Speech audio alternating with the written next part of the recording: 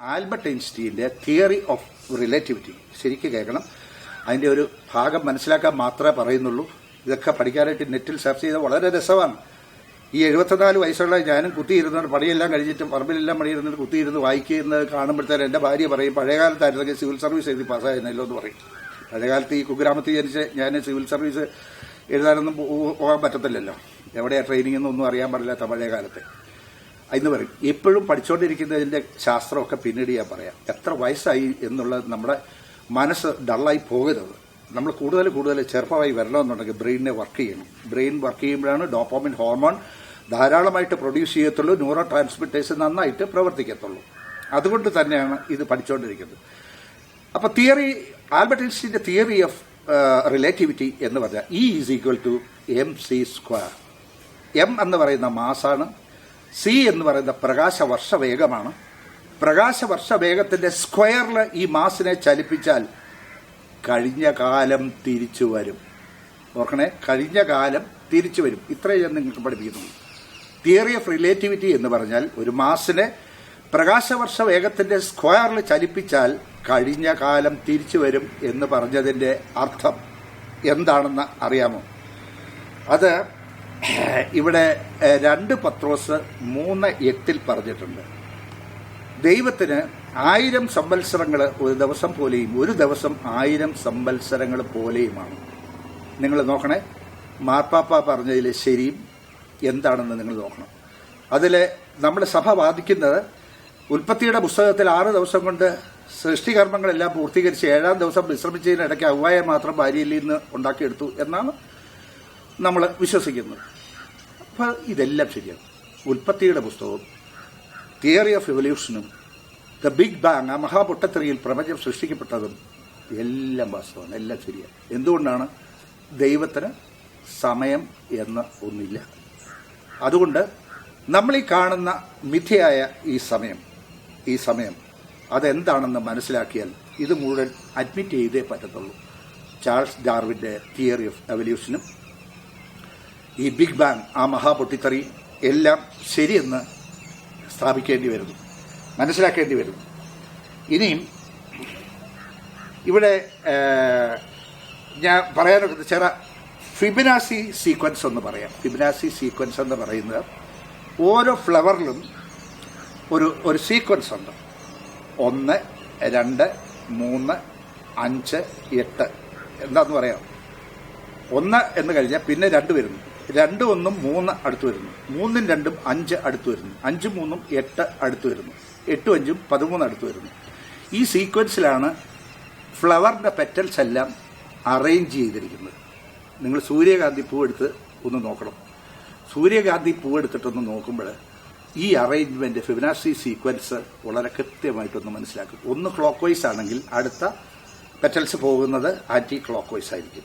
ഞാൻ എന്തിനാ ഇത് പറയുന്നതെന്ന് വെച്ച് കഴിഞ്ഞാൽ ഈ ഓരോ അറേഞ്ച്മെൻറ്റും ചെയ്തിരിക്കുന്നതിൻ്റെ കാര്യത്തെക്കുറിച്ച് പറയാനാണ് ഞാൻ ശ്രമിക്കുന്നത്, സമർത്ഥിക്കാനാണ്. അതായത് ഇതിൻ്റെ പിതാവിൻ്റെ സൃഷ്ടിയിലുള്ള എല്ലാ സാമ്യവും. വേറൊരു സാമ്യം നമ്മുടെ ക്ലോറോഫില്, ഈ പച്ച നിറം ഇലയ്ക്ക് കൊടുത്തിരിക്കുന്ന ക്ലോറോഫില് എന്താ ചെയ്യുന്നത്? സൂര്യരശ്മിയിലെ എനർജി ഉപയോഗിച്ച്, ഫോട്ടോസിന്തസിസ് ആണ് ഞാൻ വിശദീകരിക്കുന്നത്, ആ എനർജി ഉപയോഗിച്ച് ജലത്തിലെ H2O വിഘടിപ്പിച്ച് ഓക്സിജൻ റിലീസ് ചെയ്ത് ഹൈഡ്രജനെ കൊണ്ട് അഡിനോ ട്രൈഫോസ്ഫേറ്റ് ആക്കി സൂക്ഷിച്ചിരുന്നു. പിന്നെ മറ്റ് മിനറൽസും എല്ലാം ഉപയോഗിച്ച് ഭക്ഷണം പാകം ചെയ്യുന്ന ഡാർക്ക് സിസ്റ്റത്തിൽ ചെയ്യുന്ന കാര്യം, അതിൽ ഭക്ഷണം പാകം ചെയ്യുന്നു. ഈ പാകം ചെയ്യുന്ന ഭക്ഷണത്തിൻ്റെ നിന്ന് കിട്ടുന്ന എനർജി കൊണ്ടാണ് എല്ലാ ജീവികളും തുടർന്ന് പോയിക്കൊണ്ടിരിക്കുന്നത്. മനുഷ്യ ശരീരത്തിലെ ഹീമോഗ്ലോബിനും ഇതുപോലൊരു പ്രവർത്തനം ഉണ്ട്. നമ്മൾ ശ്വസിക്കുന്ന ഓക്സിജനെ ലങ്സിൽ നിന്ന് ക്യാരി ചെയ്യുന്നത് ഈ ഹീമോഗ്ലോബിനാണ്.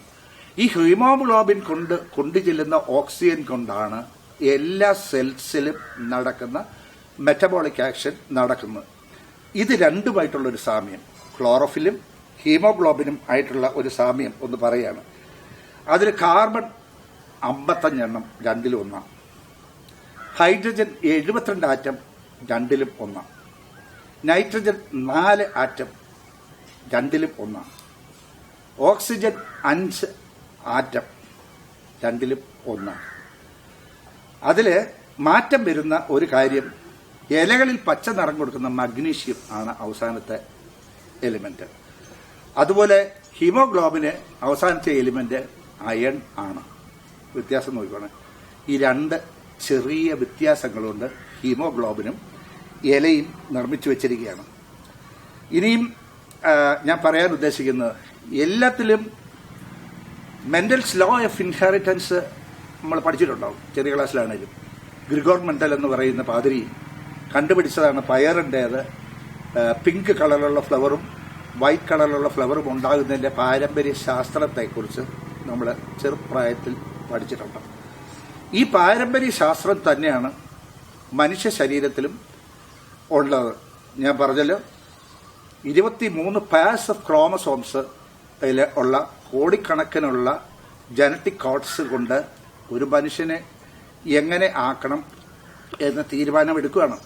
ആ മനുഷ്യൻ എങ്ങനെ ആയിരിക്കണം എന്നുള്ള കാര്യം ഇപ്പം നമുക്ക് ഏതാണ്ടല്ല വളരെ കൃത്യമായിട്ട് ക്രിസ്തുവിലുള്ള വിശ്വാസം, ദൈവത്തിലുള്ള വിശ്വാസം അടിയുറച്ചു എന്നാണ് ഞാൻ വിശ്വസിക്കുന്നത്. അടിയുറച്ചു. ഇതിൻ്റെ അകത്ത് ഇത് കൂടുതലൊന്നും വേണ്ട. കാണാത്തത് ഉണ്ട് എന്നുള്ള പ്രത്യാശിക്കുന്നത് കിട്ടുമെന്നുള്ളതുമാണ് വിശ്വാസം എന്ന് പറയുന്നത്. അല്ല, ഇതെല്ലാം ഉണ്ട്. ആദ്യമേ ഞാൻ പറഞ്ഞു, ആത്മാവിന്റെ രക്ഷയെക്കുറിച്ച് പറഞ്ഞ് ശാസ്ത്രീയമായിട്ടുള്ള കാര്യങ്ങൾ പറഞ്ഞു. പിന്നെ ക്രിസ്തു ദൈവപുത്രനായെന്നുള്ളതിന് വിധി കൂടുതൽ വേറെ തെളിവൊന്നുമില്ല. തെളിവുണ്ട്. ഇതാണ് ആ തിരുവോസ്തി മാംസമായി മാറുന്നതും രക്തം ആയി മാറുന്നു, വീഞ്ഞ് രക്തമായി മാറുന്നു. അപ്പം എല്ലാം കണ്ട് നമ്മൾ വിശ്വസിക്കുക. എറ്റേണൽ ലൈഫ് നമുക്കിന്നറിയാം എങ്ങനെയായി പോകുന്നത്. നമ്മൾ മരിച്ചാൽ നേരെ പാരഡൈസിലേക്ക് പോകുന്നു, നല്ല ജീവിതം. അല്ലാത്തവരെല്ലാം ശുദ്ധീകരണ സ്ഥലത്തേക്ക് കടന്നു പോകുന്നതായിട്ട് ഒരു ഫോട്ടോഗ്രാഫി അത് ഉണ്ട് എന്ന് പറയുന്നു.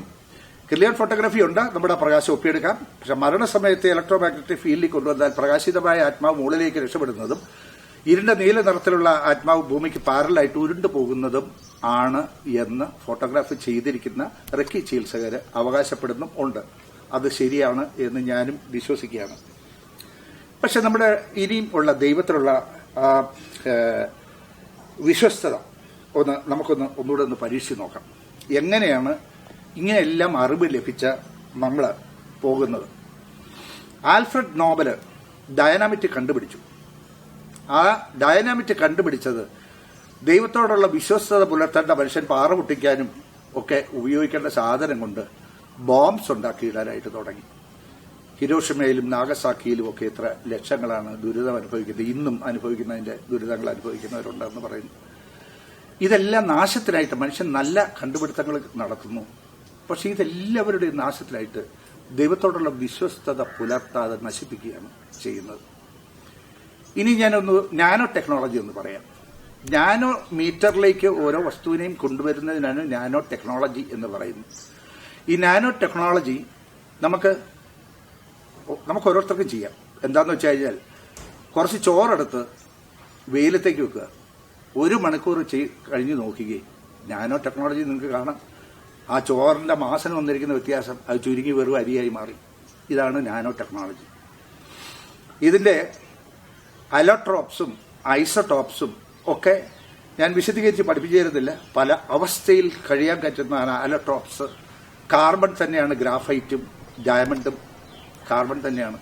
പക്ഷെ അതിന്റെ എക്സിസ്റ്റൻസിലുള്ള വ്യത്യാസം കൊണ്ട് അത് ഈ 3 അവസ്ഥയിലേക്ക് മാറുന്നുണ്ട്. അങ്ങനെ അതിന്റെ എക്സിസ്റ്റൻസിന്റെ വ്യത്യാസം ഐസോടോപ്പുകളിലും ഒക്കെ, ഐസോടോപ്പ് എന്ന് പറയുന്ന ന്യൂട്രോൺസിന്റെ എണ്ണം കൂടി വരുന്നതാണ് ഓരോന്നിന്റെയും. ഇങ്ങനെ കൊണ്ടുവരുന്ന ഈ വ്യവസ്ഥിതി കൊണ്ട് നാനോ ടെക്നോളജി ഉണ്ടാക്കി വിട്ടിരിക്കുന്ന കാര്യം, അതിനെ ദൂഷ്യവച്ച് ഇപ്പൊ ഹവാന സിൻഡ്രം എന്ന് പറയുന്നത് 2016 കനേഡിയൻ അമേരിക്കൻ നയതന്ത്ര പ്രതിനിധികൾ കോങ്കോയുടെ തലസ്ഥാനത്ത് കൂടിയപ്പോൾ അവരുടെ തലച്ചോറിൽ ഭ്രമിപ്പിക്കുന്നതായി, തലച്ചോർ പിച്ച് ചെയ്യുന്നതായിട്ടുള്ള വേദനയും ശബ്ദങ്ങളും അവർ കേട്ടു. അതിപ്പം ഈ കഴിഞ്ഞ സെപ്റ്റംബറിലും ഇന്ത്യയിൽ വന്ന അമേരിക്കൻ നയതന്ത്ര പ്രതിനിധികൾക്കും ഇത് സംഭവിച്ചു. അത് നാനോ ടെക്നോളജി കൊണ്ടാണ് എന്ന് പറയപ്പെടുന്നു. അതായത് ചെറിയ തരംഗങ്ങൾ ഉണ്ടാക്കിവിട്ട് വായുവിലൂടെ ഒരു മനുഷ്യന്റെ ശരീരത്തിലേക്ക് പ്രവേശിപ്പിക്കാൻ സാധിക്കുന്നു എന്ന്. വളരെ ന്യൂക്ലിയർ മെഡിസിനൊക്കെ വളരെ പ്രയോജനകരമാണ്. നമുക്കറിയാം, സാബു തോമസ് സാറിനെ അറിയാം, അതിൻ്റെ ഏറ്റവും വലിയ ശാസ്ത്രജ്ഞരിൽ ഒരാളാണ്. ഇതെല്ലാം ഉണ്ടാക്കുന്നത് വളരെ നല്ല ഗുണകരമായ കാര്യമാണ്. പക്ഷെ ദൈവത്തോടുള്ള വിശ്വസ്തത ഇത് എവിടെ ചെന്ന് അവസാനിക്കും? ഓരോ മനുഷ്യൻ്റെയും നാശത്തിനായിട്ടുള്ളതാണ് ഈ നാനോ ടെക്നോളജി വരുന്നത്. ഞാൻ പറഞ്ഞല്ലോ, ന്യൂക്ലിയർ മെഡിസിനൊക്കെ അത്ഭുതകരമായ വളർച്ച ഇതുകൊണ്ടുണ്ടാകുന്നുണ്ട്. പക്ഷേ നിത്യനാശത്തിലേക്ക് നമ്മളെല്ലാം തള്ളിവിടുന്ന ഒരവസ്ഥയിലേക്ക് ഇത് കുതിക്കുന്നും ഉണ്ട് എന്ന് നമുക്ക് നോക്കാം. എല്ലാ ടെക്നോളജി പഗാസസ് നോക്കിയേ. ഇപ്പം നമ്മുടെ സ്റ്റാൻസ്വാമി ഫാദർ സ്റ്റാൻസ്വാമിയുടെ മൊബൈലിൽ അത് അവർ കയറിക്കൂടി പറയാത്തതെല്ലാം പറഞ്ഞു എന്ന് വരുത്തി തീർത്തു എന്നാണ് ശാസ്ത്രം പറയുന്നത്. ഇസ്രായേലിലെ ചാരന്മാർ കണ്ടുപിടിച്ച പഗാസസ് നമ്മളിവിടെ പ്രയോഗിക്കുന്നത് അവരുടെ ഓരോരുത്തരുടെയും പ്രൈവറ്റ് ലൈഫിൽ ആണ് അത് പ്രയോഗിച്ചു പോകുന്നത്. അതായത് നിത്യനാശത്തിലേക്ക് കൊണ്ടുവരുന്ന ശാസ്ത്രത്തിൻ്റെ ഈ പോക്ക് ആണ് ദൈവത്തിലുള്ള വിശ്വസ്തത. ഞാൻ ആദ്യമേ വിശ്വാസത്തെക്കുറിച്ച് പറഞ്ഞു, പിന്നെ ദൈവത്തിലുള്ള വിശ്വസ്തതയെക്കുറിച്ച് പറഞ്ഞു. ഇനിയും ഈ ദൈവത്തിലുള്ള വിശ്വസ്തതയിൽ നമുക്ക് എല്ലാ ജനറ്റിക് കോഡ്സും ജീൻ ട്രാൻസ്പ്ലാന്റേഷൻ സാധ്യമാണെന്ന് കണ്ടുപിടിച്ചതുകൊണ്ട് ജനറ്റിക്കലി മോഡിഫൈഡ് GM റബ്ബർ ഉണ്ടാക്കി കഴിഞ്ഞു. നല്ലതാണ്. ഒരു റബ്ബറിൽ വേറെ റബ്ബറിലുള്ള രോഗപ്രതിരോധ ശേഷി കൊടുക്കുന്ന ഒരു ജീൻ എടുത്ത് ട്രാൻസ്പ്ലാന്റ് ചെയ്യുന്നു. അത് വളരെ നല്ലതാണ്. പക്ഷെ അതല്ലാതെ BT വഴുതന ഉണ്ടായിരിക്കുന്നു. വഴുതനയ്ക്കകത്ത് ബാസിലസ് തുരിഞ്ചി എന്ന് പറയുന്ന ബാക്ടീരിയയുടെ ഒരു ജീൻ എടുത്ത് പ്രയോഗിച്ചു. അത് അങ്ങനെ പ്രയോഗിക്കുമ്പോൾ നമുക്ക് വരാൻ പോകുന്നതിൻ്റെ പിൽക്കാലത്ത് വരാൻ പോകുന്ന നഷ്ടങ്ങളെക്കുറിച്ച് പരുത്തിയിലും എല്ലാം ജനറ്റിക്കലി മോഡിഫൈഡ് ആയിട്ട് ഉണ്ടാക്കിയിട്ടുണ്ടെങ്കിലും ബാക്ടീരിയയുടെ ജീനെടുത്തും ഇങ്ങനെ പ്രവർത്തിച്ചപ്പോഴേ നമുക്കിനി ഭാവിയിൽ വരാൻ പോകുന്നത് തന്നെയാണ്. മൃഗങ്ങളിലൊക്കെയുള്ള അക്രമാസക്തി കൂടുന്നതിൻ്റെ ജീനെടുത്ത് മനുഷ്യരിലേക്ക് പിടിപ്പിച്ച് ഒരു 100 മനുഷ്യരെ അങ്ങ് സൃഷ്ടിച്ച് ഒരു സ്ഥലത്തേക്ക് അങ്ങ് വിടുകയാണെന്ന് നോക്കുക. എല്ലാ നാശവും അവിടെ അവർ ഉണ്ടാക്കി തീർക്കത്തില്ലേ? അപ്പോഴേ ഇനിയും മറ്റൊരു ശാസ്ത്രം കൂടെ ഒന്ന് പറയണം. ഞാൻ പറഞ്ഞില്ല, ഹവാന സിൻഡ്രം പറഞ്ഞു. കോംബോയുടെ തലസ്ഥാനമാണ് ഹവാന, അതുകൊണ്ടാണ് അങ്ങനെ ആ സിൻഡ്രത്തിന് പേരിട്ടെ. ഭയപ്പെടുത്തുന്ന തലച്ചോറിൽ വരുന്ന വിചിന്തനങ്ങളും ശബ്ദവും കേട്ട് ഭ്രാന്ത് പോലെ ബ്രെയിൻ പൊട്ടിച്ചെതറുന്ന പോലെ തോന്നുന്ന അവസ്ഥ ഉണ്ടാക്കിയിരിക്കുന്നു. ഇനി ഞാൻ പറയാൻ പോകുന്ന അവസാനത്തെ ഒരു കാര്യം, 12 കണങ്ങൾ കൂടിയാൽ ഒരു ജീവൻ ഉണ്ടാക്കാം എന്ന് ശാസ്ത്രകാരന്മാർ കണ്ടെത്തി. അല്ല, അതിനു മുമ്പ് ക്ലോണിംഗ് എന്ന് പറയാം. ഈ ക്ലോണിംഗ് എന്ന് പറഞ്ഞാൽ replication of the same genus ആണ്. റിപ്ലിക്കേഷൻ ഓഫ് സെയിം ജനസ് എന്ന് പറയുമ്പം ഒരു കപ്പക്കമ്പ് ഒടിച്ച് കുത്തിയാൽ ക്ലോണിംഗ് ആണ്. ആ സെയിം ജനസ് ആണ് അവിടെ വളരുന്നത്. പക്ഷെ ഇതിൻ്റെ അപകടസ്ഥിതി ഒരു ഡോളി എന്ന് പറയുന്ന ആടിനെ ഉണ്ടാക്കിയപ്പോഴാണ്. അതിന് മെയിലില്ല. അതിന് ഓവം എന്ന് ആ പെണ്ണാടിൻ്റെ ഓവം എടുത്ത് അതിൻ്റെ ഒരു സൊമാറ്റിക് സെല്ലിലുള്ള പെയറിൽ നിന്ന് ഒരു ഡിവിഷൻ നടത്തി ആ കൃത്യം എടുത്ത് ഒരു സ്പെർമറ്റോസോവിന് പകരമായിട്ട് ഓവുമായിട്ട് യോജിപ്പിച്ച് അതേ രീതിയിലുള്ള ആടിനെ ഉണ്ടാക്കി. അപ്പോൾ ഇതിൽ വരാൻ പോകുന്ന നാശനഷ്ടങ്ങൾ ഇന്ന് ഒരു രാജ്യവും അനുവദിച്ചില്ലെങ്കിലും വരാൻ പോകുന്ന കാര്യങ്ങൾ, ഏറ്റവും സുന്ദരിയായ ഒരു സ്ത്രീയിൽ നിന്ന് ആ സ്ത്രീയുടെ ഓവത്തിൽ 23 പെയർസ് ഇല്ല, 23 ക്രോമസോംസ് ആണുള്ളത്. അപ്പോൾ സ്പെർമറ്റോസോവിന് പകരം ആ സ്ത്രീയുടെ ഒരു സൊമാറ്റിക് സെല്ലിൽ നിന്നും 23 ക്രോമസോംസ് എടുത്ത് യോജിപ്പിച്ചാൽ ആ സ്ത്രീയെപ്പോലെ ഒരു സ്ത്രീയെ ഉണ്ടാക്കിയെടുക്കാം. അതായത് ഒരു മരുന്നുകൾ അപ്ലൈ ചെയ്താൽ മാസം മുറയ്ക്ക് ഒരു ഓവം വരുന്നതിന് വ്യത്യാസം വന്ന് 5-6 ഓവം ഒക്കെ പ്രൊഡ്യൂസ് ചെയ്യാം. അപ്പോൾ ഒരു സുന്ദരിയിൽ നിന്ന് തന്നെ അതേ സ്ത്രീയിലുള്ള അതേ രീതിയിലുള്ള സുന്ദരിമാരെ മാത്രം സൃഷ്ടിച്ച് ലോകത്തിലേക്ക് വിടാം. ഏറ്റവും സുന്ദരിമാരായ സ്ത്രീകളുടെ പറ്റം തന്നെ ഉണ്ടാക്കി വിടാം. ഇതേവരെ ഒരു രാജ്യവും അതിന് അനുവദിച്ചിട്ടില്ല എന്ന് ഓർക്കണം. ഇനി മറ്റൊരു കാര്യം മുമ്പ് ഞാൻ പറഞ്ഞതാണ്, സ്വിറ്റ്സർലൻഡിന്റെയും ഫ്രാൻസിന്റെയും അടിയിലുള്ള ഭൂമിക്ക് അടിയിലുള്ള പരീക്ഷണശാലയിൽ പ്രോട്ടോൺസിന്റെ കൂട്ടിയിടിയിൽ നടത്തുന്ന ചില പ്രക്രിയകൾ അവർ പറയുന്നു 12 കണങ്ങൾ കൂടുമ്പോഴാണ് ഒരു ജീവൻ ഉണ്ടാക്കുന്നത്. അതായത് ജീവൻ ഉണ്ടാക്കാനായിട്ട് ശ്രമിക്കുക, ദൈവത്തെ മറികടക്കാനായിട്ടുള്ള ശ്രമം. സ്റ്റീഫൻ ഹോക്കിൻസ് പറഞ്ഞു, നിങ്ങളത് ഒരിക്കലും കണ്ടുപിടിക്കുകയായിരുന്നു പറഞ്ഞു. അപ്പം കണ്ടുപിടിച്ചു എന്നാണ് വാദം. 11 കണങ്ങൾ കണ്ടുപിടിച്ചു, ശരിയാ. പക്ഷെ അവസാനത്തെ കണത്തിന് ഹിഗ്സ് ബോസോൺ കണം എന്ന് പേരിട്ടു. ഹിഗ്സ് എന്ന് പറയുന്ന ഇംഗ്ലീഷ് ശാസ്ത്രജ്ഞന്റെ, ബോസ് എന്ന് പറയുന്ന നമ്മുടെ കൽക്കട്ടയിലുള്ള ശാസ്ത്രജ്ഞന്റെ പേര് തമ്മിലുള്ള ഹിഗ്സ് ബോസോൺ, അതിന് ദൈവകണം എന്ന് വിളിക്കുന്നു. ഈ ദൈവം കണ്ടുപിടിക്കാൻ വേണ്ടിയിട്ടാണ് ഈ കൂട്ടിയിടി ഇവിടെ നടത്തുന്നത്. ഇപ്പം ദൈവകണം കണ്ടുപിടിച്ചു എന്ന് അവകാശപ്പെടുന്നു. നമുക്ക് ദൈവകണം എന്ന് പറഞ്ഞാൽ ഇപ്പം മമ്മൂട്ടി ഇവിടെ വരുന്നുണ്ടെന്ന് വന്നു കഴിഞ്ഞാൽ എല്ലാ ആളുകളും കൂടെ തിക്കിക്കൂടി മമ്മൂട്ടിയുടെ ചുറ്റിനും കൂടുന്നു. ഇത് തന്നെയാണ് ആ പ്രോസസ്സ്. അങ്ങനെ 11-12 കണങ്ങളും കണ്ടുപിടിച്ചു ഒരു ജീവൻ ഉണ്ടാക്കാം എന്ന് വളരെ തെറ്റായ ഒരു വാദം സ്റ്റീഫൻ ഹോക്കിൻസ് പറഞ്ഞു, നിങ്ങൾക്കത് സാധ്യമല്ല, നടക്കില്ല എന്ന് പറഞ്ഞു. പക്ഷെ സ്റ്റീഫൻ ഹോക്കിൻസ് അത് പറഞ്ഞുവെങ്കിലും ഇത് കണ്ടുപിടിച്ചു എന്നും പറഞ്ഞ് അവകാശപ്പെടുന്നുമുണ്ട്. എന്നാൽ ഒരു ജീവൻ ഉണ്ടാക്കാനായിട്ട് അവർക്ക് സാധ്യം ആകുന്നും ഇല്ല. അതുകൊണ്ട് തന്നെ മനുഷ്യന്റെ അവിശ്വസ്തത, ദൈവത്തോടുള്ള അവിശ്വസ്തത ഞാൻ ഇവിടെ ഒന്ന് വിശദീകരിച്ചു എന്ന് മാത്രമേ ഉള്ളൂ. എല്ലാ കാര്യങ്ങളിലും ദൈവത്തോടുള്ള വിശ്വാസം നമുക്ക് പൂർത്തീകരിച്ചു കഴിഞ്ഞു. അത് കഴിഞ്ഞ് ഉള്ളതാണ് ദൈവത്തോട് വിശ്വസ്തയോടെ പെരുമാറുക എന്നുള്ള കാര്യം. നമ്മൾ 10 അധ്യായങ്ങളാണ് നമ്മുടെ പാഠ്യവിഷയമായിട്ട് എടുത്തിരിക്കുന്നത്. ആദ്യത്തെ അത് മടി കൂടാതെ നന്മ ചെയ്യാൻ നമ്മൾ പഠിച്ചു കഴിഞ്ഞു, വിവിധ സ്ഥലങ്ങളിൽ നന്മ ചെയ്യാൻ. രണ്ടാമത്തെ കാര്യം ദൈവത്തോടുള്ള വിശ്വാസവും വിശ്വസ്തതയും കുറിച്ചും പഠിച്ചു കഴിഞ്ഞു. ഇനി മൂന്നാമത്തേത് വേണ്ടുന്നത് നമുക്ക് പ്രാർത്ഥനയാണ്.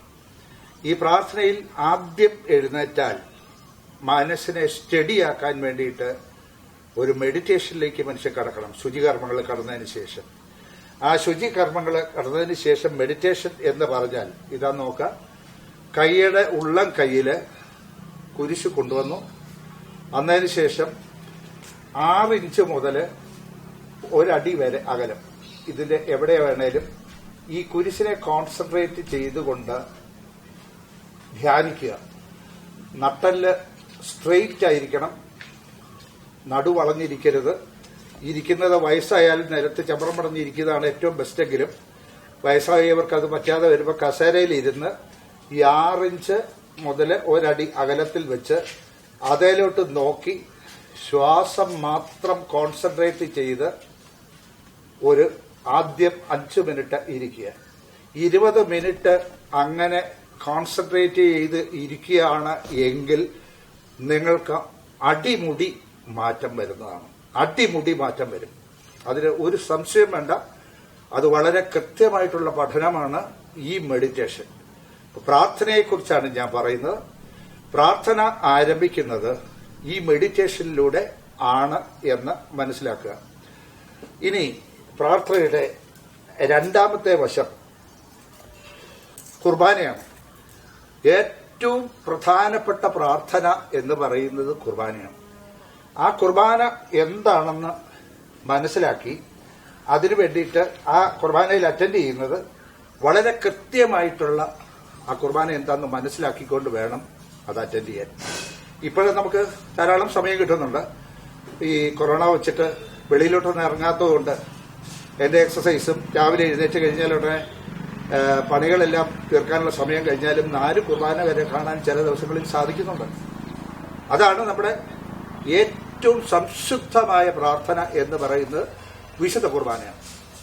ഈ വിശുദ്ധ കുർബാനയിൽ ത്രിത്വത്തിന്റെ സംഗമം നമ്മൾ രസിച്ച് ആസ്വദിക്കണം. ത്രിത്വത്തിന്റെ സംഗമം, പിതാവ്, പുത്രൻ, പരിശുദ്ധാത്മാവ് അവിടെ വരുവാണ്.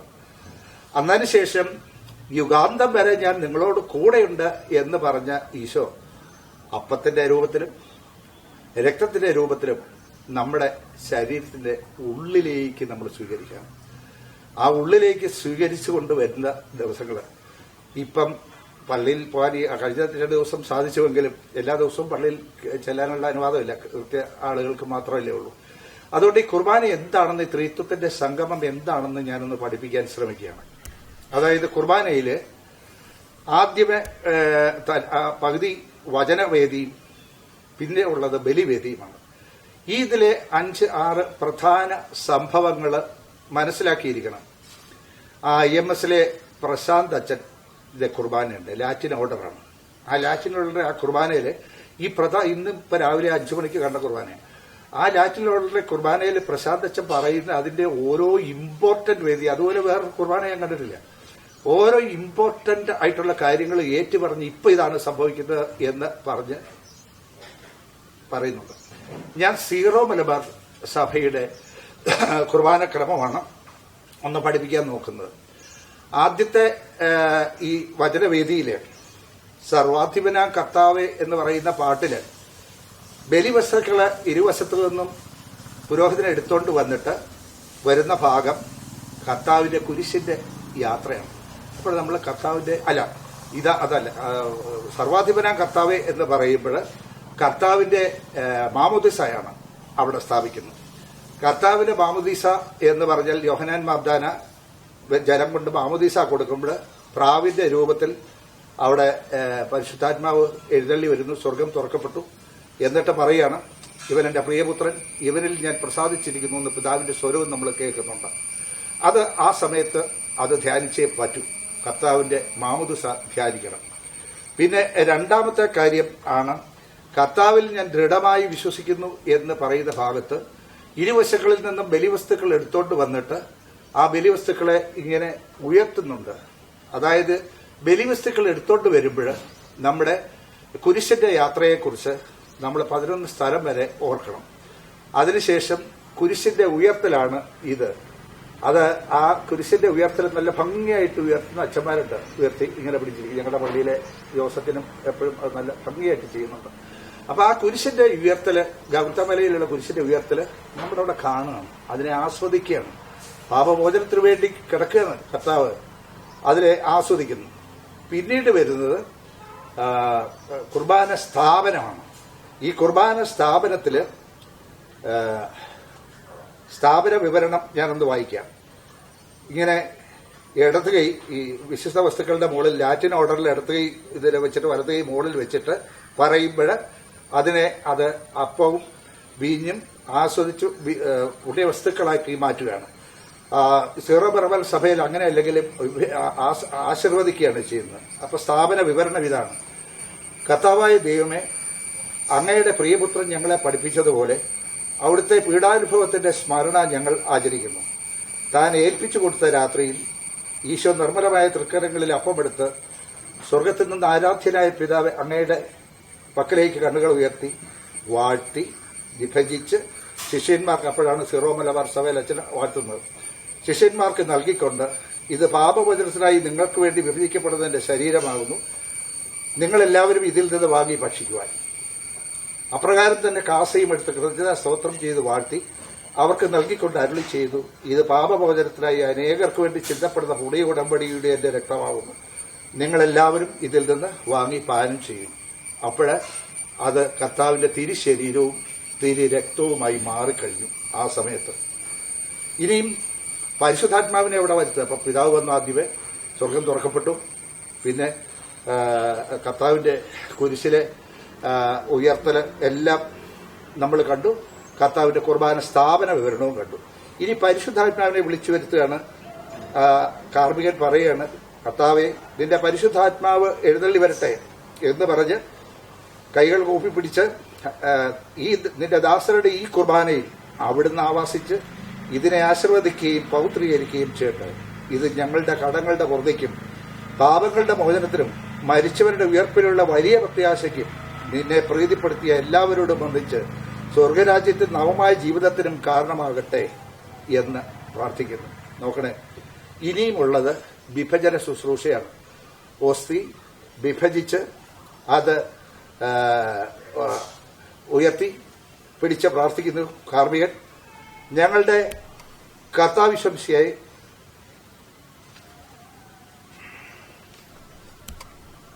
കർത്താവിശ്വം, നിന്റെ തിരുനാമത്തിന് സ്തുതിയും നാഥനായ നിനക്ക് ആരാധനയും എപ്പോഴും ഉണ്ടായിക്കട്ടെ. സജീവവും ജീവദായകവുമായ ഈ അപ്പം സ്വർഗത്തിൽ നിന്നിറങ്ങിയതും ലോകത്തിന് മുഴുവൻ ജീവൻ നൽകുന്നതുമാകുന്നു. ഇത് ഭക്ഷിക്കുന്നവർ മരിക്കുകയില്ല, പ്രത്യേക പാപമോചനം രക്ഷയും പ്രാപിക്കുകയും നിത്യം ജീവിക്കുകയും ചെയ്യുന്നു. ഇനിയും ഈ കുർബാന നമ്മുടെ സ്വീകരണവും കഴിഞ്ഞ് സ്വീകരിച്ചുവെന്ന് കർത്താവിനെല്ലാം സമർപ്പിച്ചതിന് ശേഷം അവസാനത്തെ ആശീർവാദവും വാങ്ങുക. ഈ കുർബാന എല്ലാവരും ഇതുപോലെ ആസ്വദിച്ച് പങ്കെടുക്കുന്നതായി ഞാൻ കണ്ടിട്ടില്ല. ഞങ്ങളുടെ പള്ളിയിലും ചുരുക്കം ചിലർ മാത്രമേ ഈ കുർബാനയുടെ പ്രധാന ഭാഗങ്ങളിലെല്ലാം നമ്മുടെ കുടുംബങ്ങളിലുള്ള എല്ലാവരെയും സമർപ്പിച്ച് ദൈവത്തെ എല്ലാ പാപത്തെയും സമർപ്പിച്ച് നമ്മൾ പ്രാർത്ഥിക്കുന്ന ഏറ്റവും വിശിഷ്ടമായ പ്രാർത്ഥന കുർബാന കഴിഞ്ഞതിന് ശേഷം മാത്രമേ ഉള്ളൂ. ബാക്കിയുള്ള പ്രാർത്ഥനകൾ എല്ലാം ഉള്ളൂ. ഈ സമയത്ത് പിതാവ് പുത്രൻ പരിശുദ്ധാത്മാവിന്റെ സംഗമം നമ്മളവിടെ വചനവേദിയിലും ബലിവേദിയിലും ആയിട്ട് കണ്ടു കഴിഞ്ഞു. ഇനിയും നമുക്ക് പ്രധാന പ്രാർത്ഥന എന്ന് പറയുന്നത് വചനമാണ്. ഈ വചനം എന്താണ്? ദൈവത്തിന്റെ വചനം. ആദി യോഹന്നാന്റെ സുവിശേഷം 1 മുതലുള്ള വചനങ്ങൾ. ആദിയിൽ വചനം ഉണ്ടായിരുന്നു, വചനം ദൈവത്തോടു കൂടിയാണ്, വചനം ദൈവമാണ്. 14 വചനം ദൈവം മാംസമായി ഭൂമിയിൽ അവതരിച്ചു. അതാണ് കർത്താവിന്റെ അവതാരം. ഈ വചനം നമ്മളെടുത്ത് വായിക്കണം. ഈ വചനം വായിക്കുക എന്ന് പറഞ്ഞാൽ അത് പഠിക്കണം. അത് പഠിച്ച് വായിക്കുമ്പോൾ നമുക്ക് ആ വചനത്തിന് ഹെബ്രായർ 4:12 ഒന്ന് വായിക്കാം. ആ ഹെബ്രായർ 4:12 ദൈവത്തിന്റെ വചനം സജീവവും ഊർജ്ജസ്വരവുമാണ്, ഇരുതല വാളിനേക്കാൾ മൂർച്ചയേറിയതും ചേതനയിലും ആത്മാവിലും സന്ധിയിലും ഹൃദയബന്ധങ്ങളിലും മജ്ജയിലും തുളച്ചു കയറി ഹൃദയത്തിന്റെ വിചാരങ്ങളെയും നിയോഗങ്ങളെയും വിവേചിക്കുന്നതുമാണ്. അവന്റെ മുമ്പിൽ ഒരു സൃഷ്ടിയും മറഞ്ഞിരിക്കുകയില്ല. നമ്മുടെ ആ വചനത്തിന്റെ ശക്തിയായി പറയുന്നു. വചനം കൊണ്ട് ചത്തതിനൊക്കെ ജീവിച്ചിരിക്കില്ലെന്നൊരു ചൊല്ല് നമ്മൾ കേട്ടിട്ടുണ്ട്. വിശ്വാസമൊന്നുമില്ലാതെ ചത്തതിനൊക്കെ ജീവിച്ചിരിക്കുന്നവരുണ്ട്. അവരെയൊക്കെ നമുക്ക് ജീവൻ കൊടുക്കാൻ പറ്റും. അതിന്റെ ഒരു ഇതാണ് എസെക്കിയേൽ 37 അധ്യായത്തില് അസ്ഥികളുടെ താഴ്വരയിൽ നമ്മൾ കാണുന്നത്. വചനം കൊണ്ട് അസ്ഥികളെ ഉയർത്തി വചനം കൊണ്ട് അസ്ഥികൾക്ക് ജീവൻ കൊടുക്കുന്നത് ഒരു പ്രതീകമായിട്ട് നമുക്ക് മനസ്സിലാക്കാൻ സാധിക്കും. വചനം കൊണ്ട് നമുക്ക് പിശാചിനെയും ബന്ധിക്കാൻ സാധിക്കും. എല്ലാ നന്മയും വരുത്തിവെക്കാനും രോഗശാന്തിക്കും വചനം കൊണ്ട് സാധ്യമാണ് എന്നുള്ള കാര്യം നമുക്ക് ഉറപ്പാണ്. ഇനിയും പരിശുദ്ധാത്മാവില്ലാതെ നമുക്ക് ഈ വചനം ഗ്രഹിക്കാൻ സാധ്യമല്ല കേട്ടോ. അത് പറഞ്ഞാല് ക്രിസ്തുവിന്റെ കൂട്ടത്തിൽ ഈ ശിഷ്യന്മാര് 12 പേരും 3 വർഷം കൂടെ നടന്നു. പക്ഷെ ഒരാള് ഒറ്റിക്കൊടുത്തു, ഒരാള് നീ പത്രോസേ നീ പാറയാണ്, നിന്റെ മേലെ ഞാൻ എന്റെ പല്ലി വഴിയും എന്ന് പറഞ്ഞ് ഉറപ്പിച്ചിരുന്ന പത്രോസ് പോലും കർത്താവിനെ 3 പ്രാവശ്യം തള്ളി പറഞ്ഞു, ഇവന്റെ ആരുമല്ല ഞാനെന്നും പറഞ്ഞുകൊണ്ട് കടന്നുപോയി ഭയപ്പെട്ട്. അതായത് കർത്താവ് ആരായിരുന്നു എന്ന് പൂർണ്ണമായിട്ട് അവർക്ക് മനസ്സിലാക്കാൻ സാധിച്ചില്ല. അത് ഈ ദേവാലയം തകർക്കുക 3 ദിവസം കൊണ്ട് ഞാനിത് പുനരുദ്ധരിക്കും എന്ന് പറഞ്ഞപ്പോഴും ഒന്നും മനസ്സിലായില്ല. 3 വർഷം കൂടെ നടന്ന ശിഷ്യന്മാർക്ക് കർത്താവിനെ മനസ്സിലാക്കാൻ സാധിച്ചില്ലെങ്കിൽ, പക്ഷെ കർത്താവ് അവിടെ നേരം ഒരു വാഗ്ദാനം കൊടുത്തു. യോഹന്നാന്റെ സുവിശേഷം 14 അധ്യായത്തില് in my name my father will send you a helper, the holy spirit, who will teach you everything, who will make you understand what I have told. എന്റെ നാമത്തിൽ എന്റെ പിതാവ് നിങ്ങൾക്കൊരു സഹായകരെ അയക്കും. ആ സഹായകൻ നിങ്ങളെ എല്ലാം പഠിപ്പിക്കും, ഞാൻ പറഞ്ഞതെല്ലാം നിങ്ങൾക്ക് മനസ്സിലാക്കി തരികയും ചെയ്യും. ഉറപ്പാണേ. ആ പരിശുദ്ധാത്മാവിനെ ഒന്ന് വിളിച്ചു വരുത്താനായിട്ട് നോക്കുമോ? നമ്മുടെ ഈ വിശുദ്ധ കുർബാനയിലൂടെ നമുക്ക് പിതാവും പുത്രനും പരിശുദ്ധാത്മാവും നമ്മളിലേക്ക് പ്രവേശിക്കുന്നുണ്ട്. അപ്പൊ അതുപോലെ പരിശുദ്ധാത്മാവിനെ വിളിച്ചു വരുത്തണം. എന്നിട്ട് ബൈബിൾ വായിച്ചെങ്കിലേ ആ വചനം മനസ്സിലാക്കാൻ സാധിക്കത്തുള്ളൂ. ഇനി ഈ വചനം മനസ്സിലാക്കാൻ ഞാൻ ഒരു ചെറിയ ടെക്നിക്ക് പറയാം. അതായത് ആദ്യമേ നമുക്ക് വചനം പഠിക്കാൻ തുടങ്ങുമ്പോൾ ആദ്യം എത്ര പുസ്തകം ഉണ്ടെന്ന് നോക്കണം. 73 പുസ്തകമുണ്ട്, 46 പുസ്തകം പഴയ നിയമത്തിൽ, 27 പുസ്തകം പുതിയ നിയമത്തിൽ. 27 പുസ്തകത്തിൽ സമാന്തര സുവിശേഷം എന്ന് പറയപ്പെടുന്നത് മത്തായി, മർക്കോസ്, ലൂക്കായുടെ സുവിശേഷമാണ്. ഈ സമാന്തര സുവിശേഷങ്ങൾ ഏകദേശം ഒരുപോലെയുള്ളതാണ്. യോഹന്നാൻ ഒടുവിൽ കഴിഞ്ഞിട്ടൊക്കെ പോയിട്ട് വന്ന് എഴുതിയതുകൊണ്ട് ഏറ്റവും അവസാനത്തെ സുവിശേഷം യോഹന്നാന്റെ സുവിശേഷമാണ്. അതുകൊണ്ട് ഇച്ചിരി വളരെ വ്യത്യസ്തമായ ഭാവങ്ങളെല്ലാം പിതാവ് പുത്രന്റെ സംഗമനവും 7 അടയാളങ്ങളും, അതായത് കർത്താവ് അത്ഭുതം പ്രവർത്തിക്കുന്നതായിട്ടല്ല പറഞ്ഞത്, 7 അടയാളങ്ങൾ കർത്താവ് കാണിക്കുന്നതായിട്ടും യോഹന്നാൻ രേഖപ്പെടുത്തും. പഠിക്കാൻ ഏറ്റവും എളുപ്പമുള്ള സുവിശേഷം സമാന്തര സുവിശേഷമാണ്. ഈ സമാന്തര സുവിശേഷം നമ്മൾ പഠിക്കുമ്പോൾ നമുക്ക് ഓർക്കേണ്ടുന്ന കർത്താവിന്റെ പ്രബോധനം അതുപോലെ തന്നെ ആ പ്രബോധനമുണ്ട്. അതിലൊരു വ്യാഖ്യാനം കൊടുക്കേണ്ടതില്ല, അത് നമുക്ക് മനസ്സിലാക്കാം. പക്ഷെ ഉപമകളിലൂടെ കർത്താവ് പഠിപ്പിച്ചതാണ് മനസ്സിലാക്കാൻ അല്പം ബുദ്ധിമുട്ട് വരുന്നത്. അതുകൊണ്ട് ഞാനതൊരു ടെക്നിക്ക് പറയാം. 4 ചാപ്റ്ററായിട്ട് തിരിക്കാം. 4 ഇതായിട്ട് ഹെഡിങ് കൊടുത്തോണ്ട് നമുക്ക് അതിനെ ആ വചനത്തെ ഏതാണ്ട് 60 വചനങ്ങൾ ബൈബിളിൽ പറയുന്നതിനെ 4 തരം തിരിച്ച് നമുക്ക് പഠിക്കാം. ഒന്ന്, the origin of the kingdom, ദൈവരാജ്യത്തിന്റെ ആരംഭം. അതിനൊരു വചനം പറയാം. ദൈവരാജ്യം കടുകുമണിക്ക് തുല്യമാണ്. കടുമണിക്ക് തുല്യമാണ് എന്ന് പറയുമ്പോൾ നമ്മൾ ഓർക്കണം, കടുകുമണിക്ക് തുല്യമായ ഒരു ചെറിയ വചനം നിങ്ങളുടെ ഹൃദയത്തിലേക്ക് പതിച്ചാൽ അത് വളർന്ന് വികസിച്ച് പക്ഷികൾക്ക് ചേക്കേറാനും അനേകം മടങ്ങ് ഫലം പുറപ്പെടുവിക്കാനും ഇടയാക്കും. ഇതാണ് ദൈവരാജ്യത്തിന്റെ ആരംഭം നമ്മളിലേക്ക് വരുന്നത്. ഇങ്ങനെ എല്ലാ തലം നമുക്ക് വിതക്കാരന്റെ ഉപമ, വിതയ്ക്കുന്ന വിത്ത് അത് വചനമാണ്. അതുകൊണ്ട് the origin of the kingdom ഈ വക ഉപമകളിലെ ക്യാപ്ഷനിൽ നമുക്ക് ചേർക്കാം.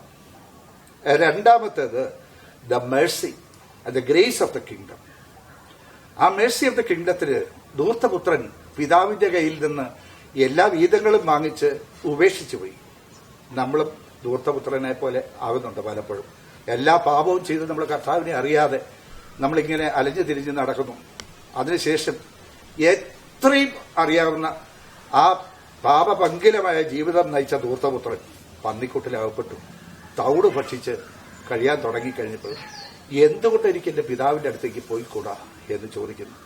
പിതാവിന്റെ അടുത്തേക്ക് ചെല്ലുമ്പോഴോ, മുഷിഞ്ഞ വസ്ത്രവുമായിട്ട് ചെല്ലുമ്പോൾ പിതാവ് വളരെ വിളിച്ചു പറയാണ്, ഇവരെ പുതിയ വസ്ത്രമണിയിക്കുക, ഇവരെ പുതിയ മോതിരമണിയിക്കുക, കൊഴുത്ത കാളക്കുട്ടിയെക്കൊന്ന് വിരുന്നൊരുക്കുക.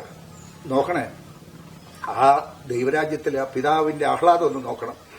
നഷ്ടപ്പെട്ടു എന്ന് പോയി മനസ്സിലാക്കിയ ആ മകൻ തിരിച്ചു വരുമ്പോൾ ആ പിതാവിന്റെ ആഹ്ലാദം ഇത് തന്നെയാണ്. 100 ആടുകൾ ഉണ്ടായിരിക്കെ ഒരാടിനെ നഷ്ടപ്പെട്ട 99 വിട്ടിട്ട് അവന്റെ പിറകെ പോകും.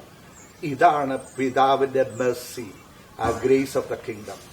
നമ്മൾ എത്ര വലിയ പാപം ചെയ്താലും നമ്മൾ പാപകടങ്ങളും വീട്ടി തിരിച്ചു വരുമ്പോൾ പിതാവിന്റെ ആഹ്ലാദം എന്താണെന്നറിയോ? ബാക്കി സ്ഥിരമായിട്ട് നടക്കുന്ന ആൾക്കാരെ പോലെയല്ല. പള്ളിയിലൊക്കെ കയറി നല്ല ആൾക്കാർ ധാരാളം പേരുണ്ട്. അവരല്ല, ഈ ദുഷ്ടന്മാര് തിരിച്ചു വരുമ്പോഴാണ് ഏറ്റവും വലിയ ഉത്സവ പ്രതീതി സ്വർഗരാജ്യത്തിൽ നടക്കുന്നത്. ഇതാണ് മനസ്സിലാക്കേണ്ടത്. ഇനി ഇത് മൂന്നാമത്തെ caption, the suddenness of the kingdom. ദൈവരാജ്യത്തെ കവർച്ചക്കാരനോട് ഉപമിച്ചിരിക്കുന്നു. അപ്പം ഞാൻ ഒരു സ്ത്രീയോട് ചോദിച്ചു, എന്താണ് ഈ ഉപമയുടെ അർത്ഥം എന്ന് പറഞ്ഞപ്പോൾ കവർച്ചക്കാരൻ വളരെ വിഷമിച്ച് രാത്രികാലങ്ങളിൽ കൊതുകടിയൊക്കെ കൊണ്ട് പാത്തിരുന്ന് വേദന അനുഭവിച്ചിട്ടല്ലേ വീട്ടിൽ കയറുന്നതെന്ന്. അതല്ല, ഇവൻ എപ്പോഴാണ് നമ്മുടെ വീട്ടിൽ കയറുന്നതെന്ന് ഗൃഹനാഥൻ അറിയത്തില്ല. രാത്രിയോ പകലോ അല്ലെങ്കിൽ ഉണർന്നിരിക്കുമ്പോഴോ ഉറങ്ങുമ്പോഴോ എപ്പോഴാണ് വരുന്നത്, ദൈവരാജ്യം വരുന്നതെന്ന് നമുക്കറിയത്തില്ല. അതുകൊണ്ടാണ് 10 കന്യകമാരുടെ ഉപമ പറയുമ്പോൾ 5 പേര് എണ്ണ കരുതി, സൽപ്രവൃത്തി കരുതിയിരുന്നവര് മണവാളനോടൊപ്പം കടന്നുപോയി ദൈവരാജ്യത്തേക്ക്. മറ്റുള്ളവർക്ക് അത് സാധ്യമായില്ല. അതുകൊണ്ട് the suddenness of the kingdom എന്ന് പറഞ്ഞാൽ ദൈവരാജ്യം എപ്പോൾ വരുമെന്ന് നമുക്ക് ഒരിക്കലും പ്രെഡിക്റ്റ് ചെയ്യാൻ ഒക്കത്തില്ല. എപ്പോഴാണ് നമ്മുടെ അവസാനം, മരണം എന്ന് നമുക്ക് പ്രെഡിക്റ്റ് ചെയ്യാൻ പറ്റത്തില്ല. ഇനി 4ാമത്തെ ക്യാപ്ഷൻ നോക്കാം, the men of the kingdom. ആരാണ് ദൈവരാജ്യത്തിൽ പ്രവേശിക്കുക? അതിനാണ് ആ നല്ല സമറിയാക്കാരന്റെ ഉപമ പറഞ്ഞത്. ബലിയർപ്പണത്തിന് പോയ പുരോഹിതനും കണ്ടല്ലോ കൊള്ളക്കാരാൽ ആക്രമിക്കപ്പെട്ട് കിടന്നിരുന്ന സമറിയാക്കാരന്, എന്നിട്ടൊന്നും ചെയ്യാതെ കടന്നുപോയില്ലേ. ബലിയല്ല, കരുണയാണ് എനിക്ക് വേണ്ടതെന്ന് കർത്താവ് പറഞ്ഞെടുത്ത് ആ കരുണ കൊടുത്തത് നല്ലൊരു നല്ല സമറിയാക്കാരനല്ലേ. അതുകൊണ്ട് തന്നെ the men of the kingdom, കരുണയുള്ളവൻ ഭാഗ്യവാൻ. ആ കരുണയുള്ളവന്റെ പ്രവൃത്തി, ആ ചെയ്യുന്നത് വഴി അങ്ങനെയുള്ളവർ മാത്രമേ സ്വർഗരാജ്യത്തിൽ പ്രവേശിക്കത്തുള്ളൂ. ഇപ്പൊ ഇങ്ങനെ ഈ ഉപമകളെ 4ആയിട്ട് തരംതിരിച്ചിട്ട് അത് നല്ലൊരു രസമാണ് ഡിസ്കസ് ചെയ്യാൻ കൂട്ടമായിട്ട്. ഈ ഉപമ ഏത് ഗണത്തിൽപ്പെടുന്നു എന്ന് ഒന്ന് ചോദിക്കാം. ഒറ്റ കാര്യം, ദൈവരാജ്യത്തെക്കുറിച്ച് പഠിപ്പിക്കാൻ മാത്രമാണ് ഉപമ കർത്താവ് പറഞ്ഞത്. അത് ശ്രദ്ധിക്കണം. ദൈവരാജ്യത്തെക്കുറിച്ച്, സ്വർഗരാജ്യത്തെക്കുറിച്ച്, നിത്യജീവനെക്കുറിച്ച് പഠിപ്പിക്കാൻ വേണ്ടിയിട്ട് മാത്രമുള്ളതാണ് ഉപമകൾ എന്ന് മനസ്സിലാക്കിക്കൊണ്ട് ആ ധൂർത്തപുത്രന്റെ ഉപമയിൽ പ്രാധാന്യം കൊടുത്തത് സഹോദരന്റെ അസൂയയെക്കുറിച്ചല്ല. അവിടെ നടക്കുന്ന പിതാവിന്റെ സ്വർഗത്തിൽ നടക്കുന്ന ഉത്സവ പ്രതീതിയെക്കുറിച്ച് വേണം അവിടെ കൂടുതൽ പറയാൻ. ചിലരുടെ പ്രസംഗത്തിൽ ആ സഹോദരന്റെ ഇതാണ് കൂടുതൽ പ്രാധാന്യം കൊടുക്കുന്നതായിട്ട് കാണുന്നത്. അങ്ങനെയല്ല. അപ്പൊ അതുകൊണ്ട് ഉപമകളിലൂടെ കർത്താവ് പഠിപ്പിച്ചത് ഇതുപോലെ ഈ 4 ഹെഡിങ്ങിൽ വെച്ചിട്ട് പഠിക്കുകയാണെങ്കിൽ, ക്ലാസിഫിക്കേഷൻ എന്ന് പറയാം, 4 തരത്തിൽ ക്ലാസിഫൈ ചെയ്ത് പഠിക്കുകയാണെങ്കിൽ നമുക്ക് വളരെ എളുപ്പം ഇത് മനസ്സിലാക്കാം. മാത്രമല്ല പഠിക്കുമ്പോഴെല്ലാം നമ്മൾ പരിശുദ്ധാത്മാവിനോട് വിളിച്ചു വരുത്തണം. ചോദിക്കാതെ ചുമ്മാ പരിശുദ്ധാത്മാവിക്ക് വരുന്നൊന്നുമില്ല, നന്നായിട്ട് വിളിച്ചു വരുത്തണം. എൻ്റെ അയത്തിലേക്ക് കിടക്കണം. ഞാൻ ഒരു കുരിശിലൂടെയാണ് ബൈബിൾ പഠിക്കാനായിട്ട് കയറിയത്. വളരെ 1989 മുതൽ ധ്യാനങ്ങൾ അറ്റൻഡ് ചെയ്യുന്നുണ്ട്. SBD കടുത്തുരുത്തിയിൽ പൊട്ടനാനിയച്ചൻ അന്നിട്ട ഒരു വചനം ഇന്നും എനിക്ക് അന്നത്തെ ആ ഒരു വചനം, യോഹന്നാൻ 3:16, അവനിൽ വിശ്വസിക്കുന്ന ഏവനും നശിച്ചു പോകാതിരിക്കാൻ തന്റെ ഏകജാതനെ നൽകുവാൻ തക്കവണ്ണം ദൈവം അത്രമാത്രം ലോകത്തെ സ്നേഹിച്ചു. അച്ഛൻ അന്ന് ദമ്പതികളുടെ ധ്യാനത്തിലാണ് ഞാനിവിടെ കൂടുന്നത്. ഞാനും അനമ്മയും കൂടെ കൂടുന്നു. അതിലെ ഹൃദയത്തെ പതിച്ചു 89 പതിച്ചു കിടക്കുന്നതാണ്. പക്ഷെ ഞാൻ ബൈബിള് പഠിച്ചത് വലിയൊരു കുരിശിലൂടെ, അത് പിൽക്കാലത്ത് ഞാൻ പറയാം. അതിലൂടെ ഞാൻ ബൈബിള് പഠിക്കാൻ കയറി. 1 വർഷം ദീപ്തി ഭവനിൽ യൂണിഫോം ഇട്ട് കയറി. അതായത് ട്രാഫിക് അസിസ്റ്റന്റ് കമ്മീഷണറായിട്ട് 4.25 വർഷം ഉണ്ടായിരുന്നപ്പോൾ ഈ യൂണിഫോം ഇട്ട് കയറേണ്ടി വരുന്ന അവസ്ഥയാണ്. 7 മുതൽ രാത്രി 7 മണി വരെ 9 വരെ എന്ന പീക്ക് അവേഴ്സാണ്. ഈ പീക്ക് അവേഴ്സിൽ അത് പഠിക്കാനായിട്ട്, വചനം പഠിക്കാനായിട്ട് കയറുമ്പോഴും ഞങ്ങള് DGP പോയൊരു വയർലെസ് വിളിക്കും. പോലീസിൽ വിളിച്ചാൽ അപ്പം തന്നെ ചാടി ഇറങ്ങി വരണം. അപ്പോഴ് എന്റെ ഗവൺമാൻ പറയും, സാർ ഒരു ക്ലാസ് അറ്റൻഡ് ചെയ്യുകയാണ്, ഞാൻ ഇപ്പം വിളിച്ചോണ്ട് വരാമെന്ന് പറയും. വേണ്ട, ക്ലാസ് അറ്റൻഡ് ചെയ്ത് കഴിഞ്ഞിട്ട് തോമസിനോട് വിളിക്കാൻ പറയാം. ഇതാരുടെ പരിപാടിയാണെന്നറിയാം. ഇത് പോലീസുകാരുള്ളതല്ല, ഇത് കർത്താവിന്റെ ആ നിയോഗമാണ്. ഞാൻ ബൈബിള് പഠിക്കണം. കാരണം വിവിധ വിഷയങ്ങളിൽ ഞാൻ മനുഷ്യരെ പഠിപ്പിച്ചുകൊണ്ടിരിക്കുമ്പോൾ വചനം വഴി വേണം ഈ വിവിധ വിഷയങ്ങൾ പഠിപ്പിക്കാൻ എന്നുള്ള ഒരു നിയോഗം കർത്താവ് എന്റെ മേൽ വെച്ചതാണ്. ആ നിയോഗം കൊണ്ട് തന്ന കുരിശാണ്. ഞാൻ അതിനെപ്പറ്റി അവസാനത്തെ അധ്യായങ്ങളിലെ ചാപ്റ്ററുകളിൽ വിശദമായിട്ട് ഞാനത് പഠിപ്പിക്കുന്നുണ്ട്. എന്തിനാണ് എനിക്ക് ഈ കുരിശ് തന്നത് എന്നതിനെ കുറിച്ച് പറയും. അപ്പോൾ അതുകൊണ്ട് 1 വർഷം ദീപ്തി ഭവനിൽ പൂണേലിയച്ചൻ, ദേവര കോളേജിലെ പ്രിൻസിപ്പലായിരുന്ന പൂണേലിയച്ചനാണ് അത് നടത്തിക്കൊണ്ടിരുന്നത്. പിന്നെ POCയിലും 6 മാസം കഴിഞ്ഞു. പിന്നെ 2 മാസം കൂടെ POCയിൽ പഠിക്കാൻ തുടങ്ങിയപ്പോഴേ മനസ്സിലായി തലത്താൻ പഠിച്ചാൽ മതി എന്ന് ബാക്കിയുള്ള കാര്യം. അപ്പൊ അതുകൊണ്ട് ബൈബിള് പഠിക്കാനും ഒരു നിയോഗം, നിങ്ങൾ കേൾക്കുന്ന കുരിശിലായിരിക്കും ചിലപ്പം ബൈബിൾ പഠിക്കാൻ വരുന്നത്. ആ സമയത്ത് പരിശുദ്ധാത്മാവിനെ വിളിച്ച് വരുത്തി വേണം ബൈബിള് പഠിക്കാനായിട്ട്. ഇനിത്തെ 4ാമത്തെ പ്രാർത്ഥന എന്ന് പറയുന്നത് കൊന്ത നമസ്കാരമാണ്. ആ വൈകുന്നേരം ആവുമ്പം അത് എന്റെ കുട്ടിക്കാലം മുതലുണ്ട്. എന്റെ അപ്പന്റെയും അമ്മയുടെയും ജീവിതമാണ് മാതൃകാപരമായ ജീവിതമായിട്ട് ഞാൻ കണ്ടിട്ടുള്ളത്. ഒരിക്കൽ പോലും എന്റെ അപ്പനും അമ്മയും പരസ്പരം കോർക്കുന്നതായിട്ടോ ദേഷ്യപ്പെടുന്നതായിട്ടോ ഞാൻ കണ്ടിട്ടില്ല. വഴക്കടിക്കുന്നത് ഞാൻ കണ്ടിട്ടില്ല. 15 വയസ്സേ എനിക്കുള്ളപ്പോൾ അപ്പം മരിച്ചുപോയി. പക്ഷെ ഒരിക്കൽ പോലും അച്ചാച്ചൻ ഇരിക്കുന്ന ചാരുകസേരയിലാണ് ഞാനിപ്പോഴും ഇരിക്കുന്നത്.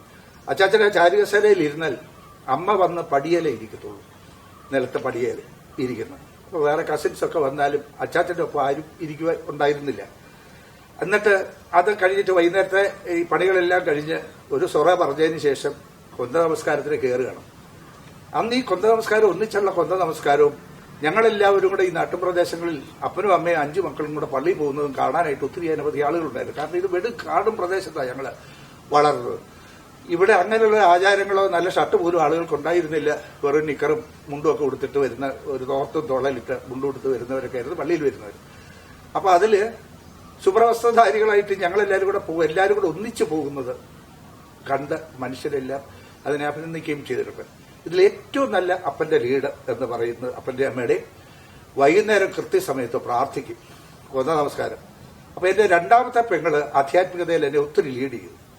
അങ്ങനെ വന്നതാണ് ഒത്തിരി ഈ പ്രാർത്ഥനകൾ വേറെ വേറെ എല്ലാം പഠിക്കുന്നു. അങ്ങനെ നൊവേനകളും അല്ല, ഒത്തിരി നൊവേനകൾ, പല ആവശ്യങ്ങൾ പറഞ്ഞിട്ട് ഞാൻ കുട്ടിക്കാലം മുതൽ ഒത്തിരി നൊവേനകൾ ചെല്ലുന്ന ഒരു പതിവായിരുന്നു.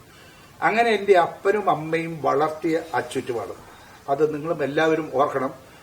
അങ്ങനെ മാത്രമല്ല, എന്റെ അപ്പൻ അന്ന് എന്നെ വളർത്തിയതിൽ എനിക്ക് തന്ന ഒത്തിരി ഒത്തിരി ഒത്തിരി ഉപദേശങ്ങൾ അതെല്ലാം എന്റെ മനസ്സിൽ തങ്ങി. ഇന്നും ഞാൻ പറഞ്ഞു, ഞാൻ മുമ്പ് ചാപ്റ്റർ പറഞ്ഞു, reading maketh a right man, writing maketh an act man, confidence maketh a full man. ഇത് വളരെ കറക്റ്റാണ്. അപ്പൊ ഇത് അച്ചാച്ചൻ പറഞ്ഞു തന്ന ഒരു കാര്യമാണ്. ആ കോൺഫിഡൻസിലൂടെയും ഞാനിപ്പോ ഈ പഠിപ്പിക്കുന്നതിലൂടെയും ഞാൻ ഈ പറയുന്നതിലൂടെയും ഇതെല്ലാം കുറച്ചുകൂടെ തറവായിട്ട് 74 വയസ്സുള്ള എന്റെ തലച്ചോറിലെ ഓർമ്മയിൽ നിൽക്കുകയാണ് ചെയ്യുന്നത്. ഇനിയുമുള്ളത് ഈ കൊന്ത നമസ്കാരത്തിന്റെ പ്രാധാന്യം ഒട്ടും കുറയ്ക്കാൻ പാടില്ല. പക്ഷെ ആദ്യമേ ഞാൻ പറഞ്ഞു, മെഡിറ്റേഷനിൽ തുടങ്ങുന്നത് നമ്മുടെ ശരീരത്തിനെയും മനസ്സിനെയും ക്രമീകരിക്കുക എന്നുള്ളതാണ്. രണ്ടാമത്തേത്, ആദ്യത്തെ വലിയ പ്രാർത്ഥന എന്ന് പറയുന്ന കുർബാനയാണ്. അത് വിട്ടിട്ടുള്ള പ്രാർത്ഥന വേറൊന്നും അല്ല. മൂന്നാമത്തേതാണ് വചനം. വചനം ദ വേർഡ് ഓഫ് ഗോഡ്. ദൈവം നമ്മളോട് സംസാരിക്കുകയാണ്, ഇങ്ങോട്ട് സംസാരിക്കുകയാണ്. ചില സന്ദർഭങ്ങളിൽ അതിന്റെ അർത്ഥം മനസ്സിലാകാൻ ഒക്കുന്നില്ലെങ്കിൽ കണ്ണുമടച്ച് പരിശുദ്ധാത്മാവിനെ എനിക്ക് മനസ്സിലാക്കി തരാനായിട്ട് പ്രാർത്ഥിച്ചാൽ അതിന്റെ ശുദ്ധമായ വെളിപാട് നിങ്ങൾക്ക് കിട്ടും. വളരെ കൃത്യമായിട്ട് അതിന്റെ അർത്ഥം പറയും. അപ്പൊ പരിശുദ്ധാത്മാവിന്റെ സഹായമില്ലാതെ നമുക്ക് മുന്നോട്ട് പോകാനായിട്ട് ഒക്കത്തില്ല. അതുകൊണ്ട് പിന്നത്തേത് സ്വകാര്യ പ്രാർത്ഥനയാണ്. അപ്പം സ്വകാര്യ പ്രാർത്ഥനയിൽ യോഹന്നാന്റെ സുവിശേഷം 15:7 പറഞ്ഞിരിക്കുന്നു, നിങ്ങൾ എന്നിൽ വസിക്കുകയും എന്റെ വാക്കുകൾ നിങ്ങളിൽ നിലനിൽക്കുകയും ചെയ്യുന്നെങ്കിൽ ഇഷ്ടമുള്ളത് ചോദിക്കുക, ഞാൻ നിങ്ങൾക്ക് തരും. ഇഷ്ടമുള്ളത് ചോദിക്കുക എന്ന് പറഞ്ഞ് ലോട്ടറി അടിക്കാനൊന്നുമല്ല. സാധാരണ കാര്യങ്ങളിൽ എല്ലാവരുടെ മറ്റുള്ളവരുടെ രോഗം ശാന്തിക്കും ഒക്കെ വേണ്ടിയിട്ട് നമുക്ക് ചോദിക്കാം. എന്ത് ചോദിച്ചാലും കർത്താവ് തരും. ഇനി ഉള്ളത് കൂട്ടായ്മയാണ്. ആ കൂട്ടായ്മ 2 അതിലധികമോ ആളുകൾ ഒന്നിച്ചു കൂടുന്നിടത്ത് ഞാനുണ്ട് എന്ന് പറഞ്ഞിട്ടുണ്ട്. അത് മത്തായിയുടെ സുവിശേഷം 18-ാം അധ്യായത്തിൽ കൃത്യമായിട്ട് നമ്മളെ പഠിപ്പിക്കുന്നു. കർത്താവിന്റെ നാമത്തിൽ 2 പേർ ഒന്നിച്ചു കൂടുകയാണെങ്കിൽ ഇതിന്റെ ഒരു സവിശേഷത കുടുംബത്തിന്റെ ഒരു പ്രത്യേകതയാണ്. ആ കുടുംബത്തിന്റെ ബന്ധം നിലനിൽക്കുന്നത് ഈ കുടുംബ പ്രാർത്ഥനയിലൂടെയാണ്. ഇന്നും എന്റെ മക്കളെയും അങ്ങനെ ലീഡ് ചെയ്യാനെത്തും. കൊച്ചുമകൻ ഇന്ന് അമേരിക്കയില് വളരെ കൃത്യമായിട്ട് അവനെ 7ാം ക്ലാസ് വരെ ഇവിടെയാണ് പഠിച്ചത്. ആ സമയത്ത് ഞാൻ കൊടുത്ത ലീഡും പിന്നെ എല്ലാ ദിവസവും ഇതിലൂടെ ഫേസ്ബുക്കിലൂടെയൊക്കെ ഞങ്ങൾ സംസാരിക്കുമ്പോഴും അവനുമായിട്ട് കൃത്യമായിട്ട് ഇന്ററാക്ട് ചെയ്താൽ ഇന്ന് അവന് അറിയാൻ പാടില്ലാത്ത ലോകത്തിലെ ശാസ്ത്ര ബന്ധങ്ങളൊന്നുമില്ല. എന്ത് പറഞ്ഞാലും അവൻ ഉത്തരം പറയും. എഞ്ചിനീയറിംഗ് 21 വയസ്സ് കഴിഞ്ഞ ഉടനെ എഞ്ചിനീയറിംഗിന്റെ അവിടുത്തെ ഇതിൽ ഫസ്റ്റ് റാങ്കിൽ പാസ്സായി. അതിനു മുമ്പ് ചെയ്തിരുന്ന ഹോസ്റ്റൽ വാർഡനായിരുന്നു 2 വർഷം. അതിന്റെ പേയ്മെന്റും വലിയ കോട്ടേജും ഒക്കെ കിട്ടിയിരിക്കുക ഞങ്ങൾ കണ്ടോണ്ടായിരുന്നു. പിന്നീട് നല്ല അവാർഡുകളൊക്കെ കിട്ടി. പൊതുജനങ്ങൾക്ക് വേണ്ടിയിട്ടുള്ള പ്രവർത്തനത്തിന് പ്രസിഡന്റ് ഒപ്പിട്ട ഒരു അവാർഡ് കിട്ടി. അതിനുശേഷം 21-ാം വയസ്സിൽ എഞ്ചിനീയറിംഗ് കംപ്ലീറ്റ് ചെയ്യുന്നതിന് മുമ്പ് ഒരു ഇന്റേൺഷിപ്പ് ചെയ്തു 4 മാസത്തെ. അത് ചെയ്ത് ഇന്ന് അവൻ $1 ലക്ഷം സാലറിയിൽ കറിയറാണ്. അവൻ ജോലിക്ക് കയറിയിരിക്കുക. ഇപ്പോഴും അവന്റെ ഇപ്പൊ അവിടെ താമസിക്കുന്ന റൂമില് കുരിശും ബൈബിളും എല്ലാം സ്ഥാപിച്ച് ഞാനും ഈ മുത്തച്ഛനും കൊച്ചുമകനുമായിട്ട് ഈ ഇന്ററാക്ഷൻ ഉണ്ട്. ബൈബിളിലെ വചനങ്ങൾ അങ്ങോട്ടും ഇങ്ങോട്ടും പറയുക. എന്റെ മകന്റെ മകളും 91-ാം സങ്കീർത്തനം പഠിക്കഴിഞ്ഞപ്പോൾ അവള് 6ാം ക്ലാസ്സിലാണ്. 91-ാം സങ്കീർത്തനം അവള് കാണാപ്പാടം പറയുമ്പോഴത്തേന് എനിക്കുണ്ടായിരുന്ന ആഹ്ലാദം വേറൊന്നുമല്ല. അതാണ് എന്റെ ദുഃഖങ്ങളില് കർത്താവ് തന്ന, എന്റെ കുരിശിൽ കർത്താവ് തന്ന എന്റെ വാഗ്ദാനം. അതായത് ഏശയ്യയുടെ 44-ാം വചനം ഞാൻ എന്റെ കുരിശിൽ കിട്ടുമ്പോൾ പിന്നീട് ഒരവസരത്തിലും ഞാൻ ഈ വചനം പറയും. ഞാൻ ഡിവൈനിലൊരു ധ്യാനത്തിൽ പോയി. ഞാനും ഭാര്യയും കൂടെ വളരെ വിഷമിച്ച് എല്ലുകൾ പോലും നുറങ്ങിപ്പോയി. ഞാൻ SP ആയി ഇരുന്നപ്പോഴത്തേന് യൂണിഫോം ഇട്ട് DGP സല്യൂട്ട് ചെയ്തപ്പോൾ വിരലിങ്ങനെ ആയി. ഞാൻ DGPയോട് പറഞ്ഞു, സാർ ഞാൻ കളിയാക്കുമല്ല, എന്റെ വിരലിങ്ങനെ ആയിപ്പോയതാണ്. അങ്ങനെ അവിടെ ചെന്ന് 2 പേരെ അപ്പുറം ഇപ്പുറയും നിന്നിട്ട് സാർ ഈ ബൈബിൾ തുറക്കുക, വായിക്കാൻ പറഞ്ഞു. ഞാൻ ബൈബിൾ തുറന്ന് കിട്ടുന്ന വചനം ഏശയ്യ 44-ആണ്. എന്റെ പ്രിയപുത്രനായ യാക്കോബേ, നീ നിന്റെ ജ്യേഷ്ഠനായ യേശുവിനെ ഭയപ്പെടേണ്ട. വരണ്ട നിലത്തിൽ കൂടെ ഞാൻ ജലം ഒഴുക്കുന്ന നദീതീരത്തെ അലരികൾ പോലെ നിന്റെ മക്കളെ ഞാൻ വളർത്തും. എന്റെ ആത്മാവിനെ അവരുടെ മേൽ വർഷിക്കും. ഞാൻ അന്ന് എന്റെ പൂർണ്ണ വിജയം കാണും, എന്റെ ജീവിതത്തിലെ പൂർണ്ണ വിജയം. എന്റെ കൊച്ചുമക്കളുടെയും മേൽ ആത്മാവിനെ വർഷിക്കും എന്ന് പറഞ്ഞു തന്ന ഒരു വാഗ്ദാനം ഇന്ന് നിലനിൽക്കുന്നു എന്നുള്ളതാണ്. കാരണം ഈ ക്രിസ്തീയ ജീവിതത്തില് ആത്മാവിനെ ഞങ്ങളുടെ മക്കളുടെയും കൊച്ചുമക്കളുടെയും പേരിൽ അവരുടെ സ്നേഹം എനിക്ക് കിട്ടുമ്പോൾ ഞാൻ പൂർണ്ണമായിട്ടും ജീവിതം ഇന്ന് ആസ്വദിക്കുകയാണ്. അതുപോലെ ഇനിയും കൂട്ടായ്മയിൽ കൂടുന്ന കാര്യവും ഞാൻ പറഞ്ഞു. കുടുംബത്തിൽ ആണ് ഈ പ്രാർത്ഥന, കുടുംബത്തിലെ പ്രാർത്ഥന ഒഴിവാക്കിയിട്ടുള്ള വേറൊന്നിനും പോകാൻ ഒക്കത്തില്ല. തന്നെയല്ല, ഞാൻ പോലീസ് ജീവിതത്തിലും എന്റെ ആ ഓരോ ഓരോ സമയത്ത് നടക്കുന്ന പ്രശ്നങ്ങളും ഇതുമെല്ലാം ഞാൻ വീട്ടിൽ വന്ന് സംസാരിക്കുമായിരുന്നു. അതായത് പെൺകുട്ടികളൊക്കെ ബോധമില്ലാതെ, അത് live in the present tense ചാപ്റ്ററിൽ ഞാൻ അതെല്ലാം പറയാം. അവർ ഓരോരുത്തരുടെ കൂട്ടത്തിൽ ഇറങ്ങി പോവുക, എന്തെല്ലാമാണോ സംഭവിക്കുന്നത് ഗുരുതരമായ ഭവിഷ്യത്ത്. ഇത് പിള്ളേരോട് പറയുമ്പോൾ, കുടുംബത്തിൽ ഇത് പറയുമ്പോൾ അവരങ്ങനത്തുള്ള അവസരങ്ങൾ അവോയ്ഡ് ചെയ്യാനായിട്ട് ശ്രമിക്കും. അതുകൊണ്ട് കുടുംബത്തിലുള്ള ഡിസ്കഷൻ, സന്ധ്യാപ്രാർത്ഥനയും ഒന്നിച്ചുള്ള ഭക്ഷണവും, അല്ലാതെ ഒരിക്കലും അവിടുന്ന് വന്ന് എന്തെങ്കിലും എടുത്തു തന്നു അങ്ങനെ പോകല്ല. ആ കുടുംബത്തിന്റെ യൂണിറ്റി അതെനിക്ക് കിട്ടിയിരുന്നു എന്നുള്ള കാര്യം ആദ്യകാലം മുതൽ അപ്പനും അമ്മയും തുടങ്ങി ഇപ്പോഴും അതെനിക്ക് കിട്ടിക്കൊണ്ടിരിക്കുന്നു. അപ്പൊ പിന്നത്തെ ഉള്ള കാര്യത്തിൽ നമ്മൾ എന്തു പ്രവൃത്തി ചെയ്താലും, അത് വാക്കാലോ പ്രവൃത്തിയാലോ ആയിക്കോട്ടെ, കൊളോസോസുകാർക്ക് എഴുതിയ ലേഖനം 3:17, നിങ്ങൾ വാക്കാലോ പ്രവൃത്തിയാലോ എന്ത് ചെയ്താലും അതെല്ലാം കർത്താവായ യേശു വഴി പിതാവായ ദൈവത്തിന്റെ കൃതജ്ഞത അർപ്പിച്ചുകൊണ്ട് അവന്റെ നാമത്തിൽ ചെയ്യുക. ഇത് ശേലാണെന്നറിയോ ഈ പ്രവൃത്തി? ഞാൻ രാവിലെ പ്രഭാതത്തിന്റെ ഇതെല്ലാം കഴിഞ്ഞ് കുർബാനയെല്ലാം കണ്ടതിന് ശേഷം ജാതി തോട്ടത്തിലേക്ക് പോകും. അവിടെ ചെന്ന് ഒരു നിക്കറും ഷർട്ടും ഇട്ടാ പോകുന്നത്, ബനിയനും ഇട്ടാ പോകുന്നത്. അവിടെ ചെന്ന് ആ പണികളെല്ലാം ചെയ്യുമ്പോൾ ദുഷ്ടവിചാരങ്ങൾ എൻ്റെ കയ്യിലില്ല. അവിടെ ഈ ബൈബിള് വായിച്ചതിനെ കുറിച്ച്, പ്രാർത്ഥനയെ കുറിച്ച് കർത്താവിനെല്ലാം സമർപ്പിച്ചുകൊണ്ട് എന്റെ ജോലികൾ മുഴുവൻ ഞാൻ പൂർത്തീകരിച്ചുകൊണ്ടിരിക്കുന്നു. ഇതിലേക്ക് പോകാൻ ഒക്കുന്നുണ്ട്. തോബിത്തിന്റെ പുസ്തകത്തിൽ 12-ാം അധ്യായത്തിൽ ഈ 8-ാം വചനം പറയുന്ന നമുക്ക് നോക്കാം. റാഹേൽ ദൈവദൂതൻ തോബിയാസിന് കൂട്ടായിട്ട് സാറായെ വിവാഹം ചെയ്യുന്നത് വരെ അവിടെ പോയി തിരിച്ചു വന്ന് കൂട്ടായിട്ട് സാറായെയും തോബിയാസിനെയും ആക്കിയതിന് ശേഷം ടാറ്റ പറഞ്ഞു പോകുന്നതിന് മുമ്പ് ഒരു കാര്യം പറഞ്ഞു. 12-ാം വചനം, തോബിത്തിന്റെ പുസ്തകം 12-ാം വചനം, 12-ാം അധ്യായം 8-ാം വചനം. പ്രവൃത്തിയോട് കൂടിയിട്ടുള്ള പ്രാർത്ഥനയാണ് പ്രവൃത്തിയില്ലാത്ത കൂടുതൽ പ്രാർത്ഥനയേക്കാൾ, പ്രവൃത്തിയോട് കൂടിയിട്ടുള്ള അല്പം പ്രാർത്ഥനയാണ് പ്രവൃത്തിയില്ലാത്ത കൂടിയ പ്രാർത്ഥനകളേക്കാൾ ഉചിതം എന്ന് പറഞ്ഞിരിക്കുന്നു.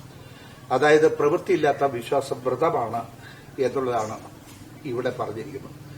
അപ്പൊ നമുക്ക് ഇനി അടുത്ത അധ്യായത്തിൽ നമുക്ക് കാണുന്നത് നമ്മുടെ മനസ്സിനെക്കുറിച്ച്, വിചാരങ്ങളെക്കുറിച്ചാണ് ഞാൻ പറയുന്നത്. വളരെ പ്രാധാന്യം അർഹിക്കുന്ന ഒരു വിഷയമാണ് ഞാൻ വിചാരങ്ങളെക്കുറിച്ച് അവതരിപ്പിക്കുക. കാരണം മനുഷ്യന്റെ പൊട്ടൻഷ്യലിനെ കുറിച്ച് വളരെ വ്യക്തമായ രീതിയിൽ നിങ്ങളോട് ഞാൻ ഇതിനു മുമ്പ് പറഞ്ഞു. ആ പൊട്ടൻഷ്യൽ അത്ര ശക്തമായിട്ടിരിക്കുന്നത് കണിശമായിട്ടും 4 ഹോർമോണുകളെ ഡിപ്പെൻഡ് ചെയ്തിട്ടാണ്. Serotonin hormone, endorphin, oxytocin, dopamine hormone. ഇത് 4 ഹോർമോണുകളും നമ്മുടെ വിചാരത്തെ ഡിപ്പെൻഡ് ചെയ്തുകൊണ്ടാണ് ഇരിക്കുന്നത്. ഓരോ സമയവും നമ്മുടെ വിചാരം കൊണ്ട്, ദുഷ്ടവിചാരം കൊണ്ട്, ദുഃഖവിചാരം കൊണ്ട്, വിരക്തി വിചാരം കൊണ്ട് നമ്മളെ ആ വിചാരം നശിപ്പിച്ചുകൊണ്ടിരിക്കുന്നതിന്റെ ശാസ്ത്രവും. വീണ്ടും ഇതൊന്നുമില്ലാതെ പരിശുദ്ധാത്മാവ് നമ്മൾ ഒരു മനുഷ്യനെ ഒരു ഉത്തമ മനുഷ്യനായി തീർക്കുന്നതും, ഒരു മനുഷ്യന് പ്രത്യാശ നൽകി വരാനിരിക്കുന്ന ലോകത്തെക്കുറിച്ചുള്ള വെളിപ്പെടുത്തലുകൾ മനസ്സിലാക്കി മുന്നോട്ട് പോവുകയും ചെയ്ത് നല്ല രീതിയിലുള്ള ഒരു ജീവിത നേട്ടം കൈവരണമെങ്കിൽ അവന്റെ ചിന്ത വളരെ ഉചിതമായ നിലയിലുള്ളതായിരിക്കണം. പക്ഷെ പലപ്പോഴും നമ്മുടെ എല്ലാ ശരീരത്തെയും മനസ്സിനെയും എല്ലാം തകർക്കുന്നത് നമ്മുടെ ചിന്തയാണെന്നും കൂടെ ഓർക്കണം. നമ്മുടെ ചിന്തയിലൂടെയാണ് നമ്മുടെ ശരീരത്തിന്റെ പ്രവർത്തനശേഷി മുഴുവൻ നശിക്കുന്നത്, ഇല്ലാതായി പോകുന്നത്. അല്ലെങ്കിൽ ഒരു മനുഷ്യൻ രൂപപ്പെടുന്നത് മുഴുവൻ നല്ല ചിന്തയിലൂടെയാണ്. അതുകൊണ്ട് വിദ്വേഷം, പ്രതികാര ചിന്ത, നിരാശ, ഉത്കണ്ഠ, ഈ 3 ചിന്തകൾ ഉണ്ടാവുമ്പോൾ മനുഷ്യന്റെ ശരീരത്തിൽ ദുഷിച്ച ഹോർമോണുകൾ പ്രവേശിച്ചുകൊണ്ടിരിക്കുകയാണ്. Adrenaline, nor adrenaline, cortisol. ഈ 3 ഹോർമോണുകളുടെ പ്രവർത്തന ശൈലി ഒന്ന് പറയട്ടെ. അതായത് ഒരു കാർഡിയക് അറസ്റ്റ് വരെ വരുന്നുണ്ട്. പെട്ടെന്നുള്ള കോപവും ഭയവും വരുമ്പോൾ ഈ അഡ്രിനാലിൻ ഹോർമോൺ അമിതമായിട്ടങ്ങ് പ്രവഹിക്കും. ഈ അഡ്രിനാലിൻ ഹോർമോണിന്റെ പ്രവർത്തനം എങ്ങനെയാണെന്ന് വെച്ചാൽ ബ്ലഡ് വെസലിനെ അത് ചുരുക്കിക്കളയും. അങ്ങനെ വരുമ്പോൾ കാർഡിയക് അറസ്റ്റ് സംഭവിക്കുന്നത് എങ്ങനെയാണെന്ന് നോക്കാം. Coronary arteries, left descending artery, coronary ആർട്ടറിയാണ് ലെഫ്റ്റ് വെൻട്രിക്കിളിന് ശുദ്ധരക്തം സപ്ലൈ ചെയ്യുന്നത്. ഈ ലെഫ്റ്റ് ഡിസെൻഡിങ് ആർട്ടറി ബ്ലോക്ക് ചുരുങ്ങിപ്പോയി കഴിഞ്ഞാൽ ആ ഹാർട്ട് മസിലിന് ശുദ്ധരക്തം കൊടുക്കാതെ ആ heart muscle left ventricle failure എന്ന് പറയും. അതായത് കാർഡിയാക് അറസ്റ്റാണ്. വളരെ ഭയങ്കരമായ ദേഷ്യം, പെട്ടെന്നുള്ള ഭയം, ഇതെല്ലാം കൊണ്ടെത്തിക്കുന്നത് കാർഡിയാക് അറസ്റ്റിൽ വരെ കൊണ്ടെത്തിക്കുന്നു. ഇനി ഇതുമല്ല, മനുഷ്യ ശരീരത്തിന്റെ എല്ലാ അവയവങ്ങളുടെ പ്രവർത്തനവും, ഓട്ടോണമസ് നെർവസ് സിസ്റ്റത്തെക്കുറിച്ച് ഞാൻ നേരത്തെ പറഞ്ഞു, സൊമാറ്റിക് നെർവസ് സിസ്റ്റത്തിനെ കുറിച്ചും പറഞ്ഞു. ഈ നമ്മുടെ അബോധ മനസ്സിനെ എല്ലാം നശിപ്പിക്കുന്ന, ഉപബോധ മനസ്സിനെ എല്ലാം നശിപ്പിക്കുന്ന ഒരു കാര്യം ആണ് നമ്മുടെ ചിന്ത. ഈ ചിന്ത ഉത്കൃഷ്ടമാണ് എങ്കിൽ ഒരു മനുഷ്യന്റെ വിജയം ഉറപ്പാണ്. ഈ ചിന്തയിലെ ഈ 3 വിചാരങ്ങൾ, വിദ്വേഷം, പ്രതികാര ചിന്ത, നിരാശ, ഇത് ഒഴിവാക്കാനുള്ള വഴികളാണ് ഞാനിന്ന് പഠിപ്പിക്കാനായിട്ട് പോകുന്നത്. ഹെബ്രായർ 12:15 പെട്ടെന്നുള്ള വിദ്വേഷത്തിന്റെ വേരുകൾ വളർന്ന് ഉപദ്രവം ചെയ്യാതിരിക്കാൻ സൂക്ഷിക്കുക. വിദ്വേഷം മൂലം പലരും അശുദ്ധരായി തീർന്നു. ആ വിദ്വേഷം വന്നിട്ട് പൈശാചിക ബന്ധനവും വന്ന് വളരെ കൃത്യമായിട്ട് ഒരു മനുഷ്യരെ അത് നശിപ്പിച്ചു കളയും. പ്രതികാര ചിന്ത റോമ 12:19 പറയും, പ്രതികാരം നിങ്ങൾക്ക് തന്നെ ചെയ്യാതെ അത് ദൈവത്തിന്റെ ക്രോധത്തിന് വിട്ടേക്കുക, ഞാൻ പകരം വീട്ടും എന്ന് കർത്താവ് അരുളി ചെയ്യുന്നു. ഹെബ്രായർ 10:30 പ്രതികാരം എന്റേതാണ്, ഞാൻ പകരം വീട്ടും എന്ന് കർത്താവ് അരുളി ചെയ്യുന്നു. ഇനിയും നിരാശയും ഉത്കണ്ഠയും എങ്ങനെ വരുത്തുന്നു നോക്കാം. പണ്ട് നമ്മളെല്ലാം കേട്ടിട്ടുണ്ട് സില്ലി ഗൂസിന്റെ കഥ. സില്ലി ഗൂസ് ഒരു പെൺകുട്ടിയാണ്. അവള് അങ്ങനെ കല്യാണമൊന്നും കഴിച്ചിട്ടില്ല, കൊച്ചുകുട്ടിയാണ്. അപ്പൊ അവള് ഇങ്ങനെ വിചാരിച്ചു കല്യാണം കഴിച്ചു, അവക്കൊരു ആൺകുട്ടി ഉണ്ടായി. ആ ആൺകുട്ടി ഓടിപ്പോയി ഒരു പൊട്ടക്കിണറ്റിലോട്ട് വീണു എന്ന് പറഞ്ഞിട്ട് ആ പെൺകുട്ടി കരയാൻ തുടങ്ങി. സില്ലി ഗൂസിന്റെ ഈ കരച്ചിൽ കേട്ട് ബന്ധുക്കളും എല്ലാവരും ഓടിക്കൂടി, എല്ലാവരും കൂടി കൂട്ടക്കരച്ചിലായി. അവസാനം ഒരാള് ഏറ്റവും വെളിയിൽ നിന്ന കൂട്ടത്തിൽ വെളിയിൽ ഇരിക്കുന്ന ആളോട് ചോദിച്ചു, എന്താ നിങ്ങൾ കരയുന്നു, അകത്ത് കരയുന്നുണ്ട്, എന്താണെന്ന് ചോദിച്ച് അവിടെ ചെന്ന് കഴിഞ്ഞപ്പോൾ സില്ലി ഗൂസ് ഈ കഥ പറയുകയാണ്, ഞാൻ കല്യാണം കഴിച്ച് ഉണ്ടായ ആൺകുട്ടി കിടത്തിപ്പോയത്. ഇതുപോലെ തന്നെയാണ് നമ്മുടെ എല്ലാവരുടെയും വികാരങ്ങൾ എല്ലാം പോകുന്നത്. ആ സില്ലി ഗൂസിന്റെ കഥ പോലെ തന്നെ നിരാശ ഒരു മനുഷ്യനെ കൊണ്ടുവന്ന് എത്തിക്കുന്ന ഇതിന്റെ ഒരു സംഭവം പറയാം. ലിയോണാർഡോ ഡാവിഞ്ചി അവര് അന്ത്യത്താഴത്തിന്റെ പടം വരയ്ക്കുകയാണ്. അപ്പോഴ് മോഡല് വേണം. ഡാവിഞ്ചി തിരക്കിപ്പോയി കണ്ടുപിടിച്ചു ക്രിസ്തുവിന്റെ മോഡൽ ആദ്യമേ. ക്രിസ്തുവിന്റെ മോഡൽ കണ്ടു, ഇഷ്ടപ്പെട്ടു, ക്രിസ്തുവിനെ വരച്ചെടുത്തു. അവസാനം ശിഷ്യന്മാർ ഓരോരുത്തരെയുമായിട്ട് വരച്ചെടുക്കാൻ കുറേ നാളുകൾ വേണ്ടി വന്നു. ഏറ്റവും ഒടുവിൽ യൂദാസിനെ ചിത്രീകരിക്കണം. യൂദാസിനെ ചിത്രീകരിക്കാനായിട്ട് അന്വേഷിച്ച് നടന്ന് ഒരാളെ കണ്ടുപിടിച്ചു. അപ്പോൾ അയാളെയും കൊണ്ട് വന്നു കഴിഞ്ഞപ്പോൾ അയാൾ പറയാണ്, ഞാൻ മുമ്പ് ഇവിടെ വന്നിട്ടുണ്ടല്ലോ, എന്തിനു വന്നു നിങ്ങൾ? ഞാൻ ക്രിസ്തുവായിട്ട് ഇവിടെ വന്നായിരുന്നു. അത് ശരി, ക്രിസ്തുവായിട്ട് വന്നവനാണ് അവസാനം യൂദാസിന്റെ രൂപത്തിലേക്ക് മാറുന്നത് എന്ന് ഓർക്കണം. നമ്മൾ ജനിക്കുമ്പോഴെല്ലാം ക്രിസ്തുവിന്റെ രൂപത്തിൽ തന്നെയാണ് ജനിച്ചു വളരുന്നത്. പക്ഷേ അവസാനം ചെന്നെത്തുന്നത് യൂദാസിന്റെ രൂപത്തിലേക്ക് ചെന്നെത്തുന്നുണ്ട്.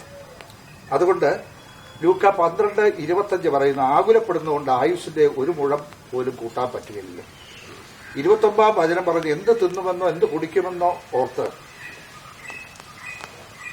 ആരും ആകുലപ്പെടേണ്ട, ഇതെല്ലാം നിങ്ങൾക്ക് ആവശ്യമാണെന്ന് പിതാവിനറിയാം. ഇനി നമുക്ക് മറ്റുള്ളവർക്ക് എല്ലാം അത് കിട്ടുമ്പോഴത്തേനും നമ്മൾ ഇങ്ങനെ അസൂയപ്പെടാറുണ്ട്. അപ്പോൾ കർത്താവിന്റെ മാമുദിസ ഒക്കെ കഴിഞ്ഞിട്ട് ഒരു ദിവസം കുറെ പേര് യൂദാസ് ഇവിടെ യോഹന്നാൻ മാബ്ദാന മാമുദിസ കൊടുത്തോണ്ടിരിക്കുമ്പോൾ അവിടെ വന്ന് ഒരു കൂട്ടം പേര് പറഞ്ഞു, ദേ അപ്പുറത്ത് കർത്താവ് യേശുക്രിസ്തു മാമുദിസ കൊടുക്കുന്നിടത്ത് എന്ത് ആൾക്കൂട്ടമാണ്. യേശുക്രിസ്തു അങ്ങനെ കൊടുക്കുന്നുണ്ടായിരുന്നില്ല, വെറുതെ നമ്മളെയൊക്കെ സാധാരണഗതിയിൽ കളിപ്പിക്കാൻ വരുന്ന പോലെ ഒരേ കുട്ടികൾ വന്ന് പറഞ്ഞതാണ്. യേശുക്രിസ്തു അവിടെ യോഹന്നാന്റെ 3-ാം സുവിശേഷം 3-ാം അധ്യായത്തിൽ 27-ാം വചനമാണ് പറയുന്നത്. അന്നേരം യോഹന്നാൻ മാബ്ദാന പറഞ്ഞു, സ്വർഗത്തിൽ നിന്ന് നൽകപ്പെടുന്നില്ലെങ്കിൽ ഒന്നുമേ സ്വീകരിക്കാൻ സാധ്യമല്ല. സ്വർഗത്തിൽ നിന്ന് നൽകപ്പെടുന്നില്ലെങ്കിൽ ഒന്നുമേ സ്വീകരിക്കാൻ സാധ്യമല്ല. ഇത് ആദ്യം ഓർക്കണം. ചിലരൊക്കെ ഇങ്ങനെ നിരാശപ്പെടാറുണ്ട്. അവിടെ ലോട്ടറി അടിക്കുന്ന കഴിഞ്ഞാൽ തൊട്ടടുത്ത അത് ആ കത്തിന് കിട്ടിപ്പോയി, ഞാൻ അതെടുത്തില്ല ഇതെടുത്തില്ല. ദൈവം നിശ്ചയിച്ചിട്ടുണ്ട് നിങ്ങൾക്ക് എന്ത് തരണം എന്നുള്ള കാര്യം. നന്മയുടെ പ്രവൃത്തി ചെയ്യുമ്പം മാത്രം കൊട്ടയ്ക്കകത്ത് കുലുക്കി നിറച്ച് ദൈവം നമുക്ക് പ്രതിഫലമായി തരുന്നുണ്ട്, നന്മയുടെ പ്രവൃത്തിയിലൂടെ മാത്രം. അല്ലെങ്കിൽ മറ്റുള്ളവരെ കണ്ട് നമ്മൾ അസൂയപ്പെടേണ്ട ഒരു കാര്യമില്ല. അവർ കൊടുത്തതൊന്നും നമുക്ക് വിധിച്ചിട്ടുള്ളതല്ല. നമ്മൾക്ക് വേണ്ടിയിട്ട് മാത്രം ദൈവം പ്രത്യേകം കരുതി വെക്കുന്ന സാധനങ്ങൾ, നമ്മുടെ ആവശ്യത്തിലുള്ളതും നമ്മുടെ ആ ജീവിതം ഇനി വരാനിരിക്കുന്ന മഹത്വത്തോട് തുലനം ചെയ്യുമ്പോൾ ഇന്നത്തെ കഷ്ടതകളൊക്കെ വെറുതെയാണ്. ആ സഹനം നമ്മൾ ഓർക്കണം. വരാനിരിക്കുന്ന ലോകം എന്നാണ് സ്വർഗത്തിലെ പൗരത്വമാണ്. അതിലേക്ക് പോകുമ്പോഴത്തേര് നമ്മൾ എന്തിനാണ് ഇങ്ങനത്തെ മോശം വിചാരത്താൽ ഇരിക്കുന്നത്?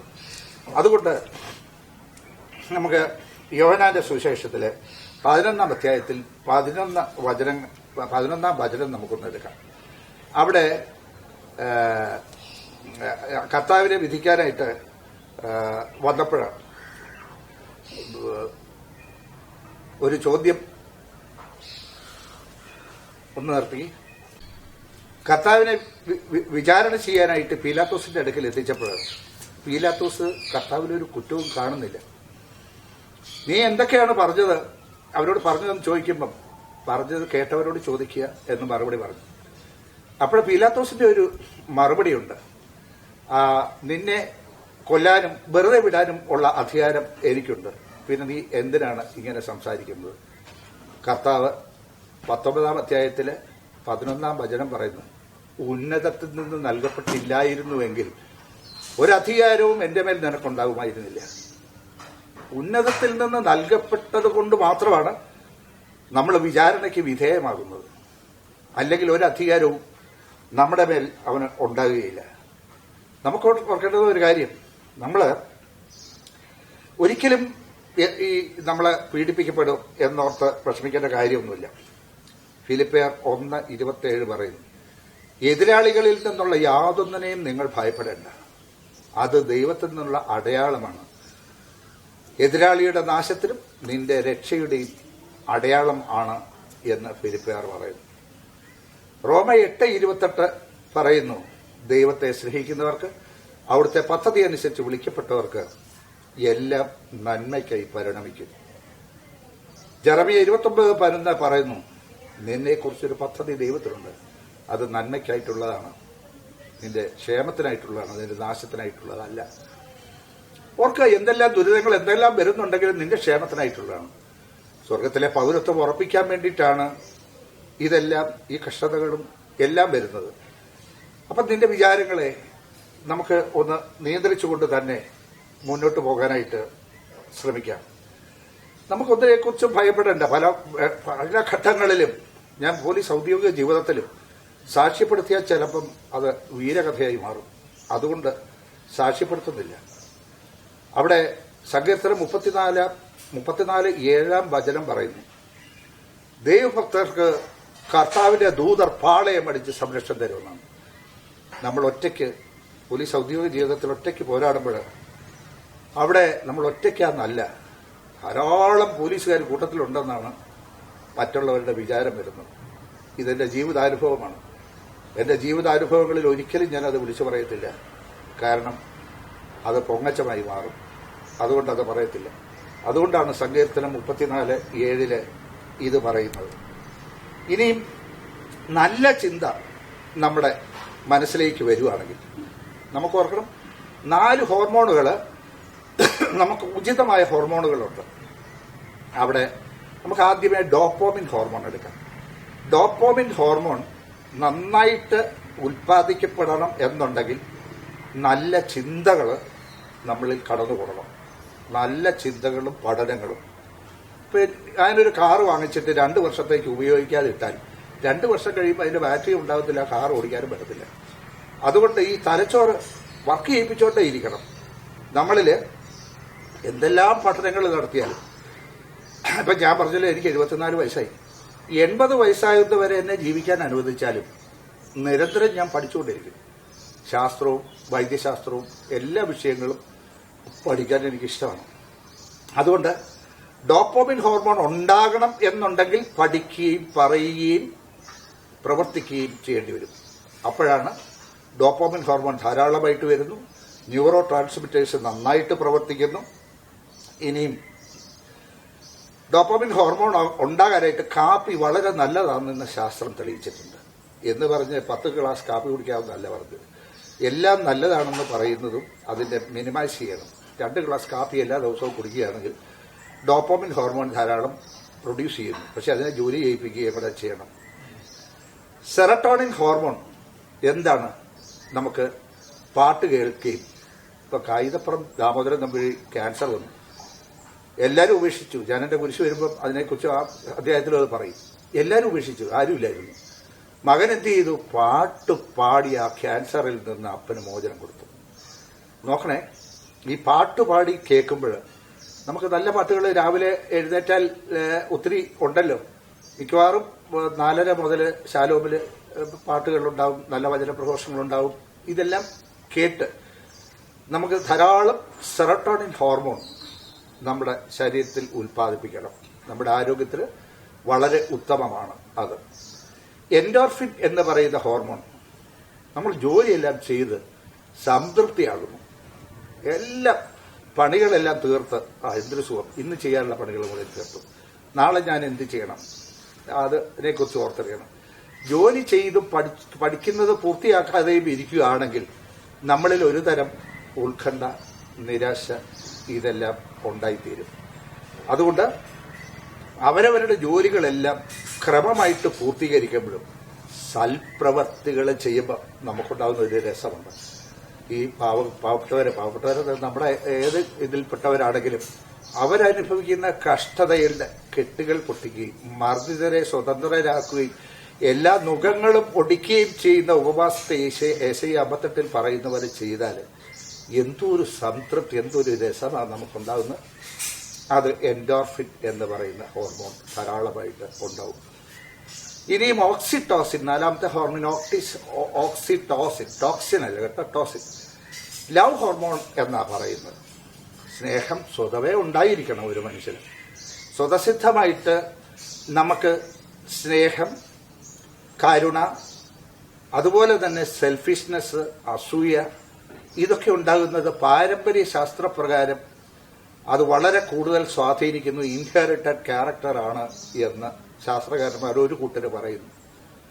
ഒരു കൂട്ടര് പറയുന്നു ഇത് ഡെവലപ്ഡ് ക്യാരക്ടറാണ്. ഇതുണ്ടാകുന്നത് അവരുടെ കുടുംബത്തിൽ നിന്നുള്ള പ്രവർത്തനവും, അതുപോലെ തന്നെ ഞാൻ മുമ്പ് പറഞ്ഞു ഹെലൻ കെല്ലറിനെ സൃഷ്ടിച്ച ആൻ സള്ളിവനെ പറ്റി പറഞ്ഞു. അങ്ങനെ ഒരു അധ്യാപകന്റെ പഠിപ്പീരിലൂടെ അല്ലെങ്കിൽ ഏതെങ്കിലും ഒരു പ്രബോധന ഇത് കേട്ടിട്ട് ഒക്കെയാണ് ഓരോ മനുഷ്യൻ ഉന്നത തലത്തിലേക്ക് കയറുന്നത്. അതുപോലെ ഈ ഓക്സിറ്റോസിൻ എന്ന് പറയുന്നത് പാരമ്പര്യമായിട്ട് കിട്ടിയാലും അതുകൊണ്ട് 50-50 എടുക്കുകയാണ്. ശാസ്ത്രകാരന്മാർ പറയുന്നത് പാരമ്പര്യമായിട്ട് കിട്ടി കരുണാസ്നേഹം. ഇനി സെൽഫിഷ്നെസ്സും അസൂയയൊക്കെ പാരമ്പര്യമായിട്ട് കിട്ടി. ഇനി അതിന് ഡെവലപ്മെന്റ്, ഏതൊരുത്തിനും ഡെവലപ്മെന്റ് സാധ്യമാണ്. അതുകൊണ്ട് 50-50 ആയിട്ട് വെച്ചിരിക്കുകയാണ്. ഇൻഹെറിറ്റഡ് ക്യാരക്ടർ ഡെവലപ്ഡ് ക്യാരക്ടറും ആണ് എന്നുള്ളത് 50-50 ആക്കി. നമുക്ക് കിട്ടിയ ഇൻഹെറിറ്റഡ് ക്യാരക്ടർ ഈ കരുണയൊക്കെ ഉണ്ടെങ്കിലും ഇതിനും ഡെവലപ്മെന്റ് ആവശ്യമാണ്. ഞാൻ എൻ്റെ കുട്ടികളെയും കൊണ്ട് പോകുന്നത്, അവരുടെ ബർത്ത്ഡേ ഒക്കെ ആഘോഷിക്കാൻ കൊണ്ടുപോകുന്നത്, കൊച്ചുമാനെയും കൊണ്ട് പോയത്, ഒരു വർഷം ഞങ്ങൾ പോയത് ഡിവൈനിലെ മാനസിക രോഗികളുടെ കൂട്ടത്തിൽ. അവരുടെ അന്നത്തെ ഒരു ദിവസത്തെ ഒരു നേരത്തെ ഭക്ഷണത്തിന് 10,000 രൂപ അതും കൊടുത്തിട്ട് അവരോട് കൂടി ഇരുന്നുകൊണ്ട് ഭക്ഷണം കഴിച്ചു. എന്നിട്ട് കുട്ടികളെ എല്ലാം കാണിച്ചു കൊടുത്ത്, കണ്ടോ എന്തുമാത്രം മാനസികമായിട്ടുള്ള ബുദ്ധിമുട്ടുകൾ അനുഭവിക്കുന്നവരെ ഇവരെ നമ്മളെയൊക്കെ കർത്താവ് സുരക്ഷിതമാക്കി വെച്ചിട്ടില്ലേ എന്ന് കാണിച്ചു കൊടുക്കുക. അത് ജോസ് മാവേലി നടത്തിയിരുന്ന ശിശുഭവനുണ്ട്. അതൊക്കെ ഇപ്പോൾ ഒരുമാതിരി മനുഷ്യര് കാരണം അത് പൂട്ടിക്കേണ്ടി വന്നു. ഒത്തിരി കാലത്ത് ഈ അലഞ്ഞു തിരിഞ്ഞ് നടക്കുന്ന ധർമ്മത്തിൽ കൊണ്ടുവരുന്നവരൊക്കെ വല്ലയിടത്തുനിന്നൊക്കെ പിടിച്ചിട്ട് കൊണ്ടുവരുന്ന കുട്ടികളും ഒക്കെയാണെന്ന് നോക്കണം. കൈയും കാലും ഒക്കെ മുറിച്ച് അവയവങ്ങളൊക്കെ മുറിച്ച് കൊണ്ടുവന്ന് തുരുവാണ്.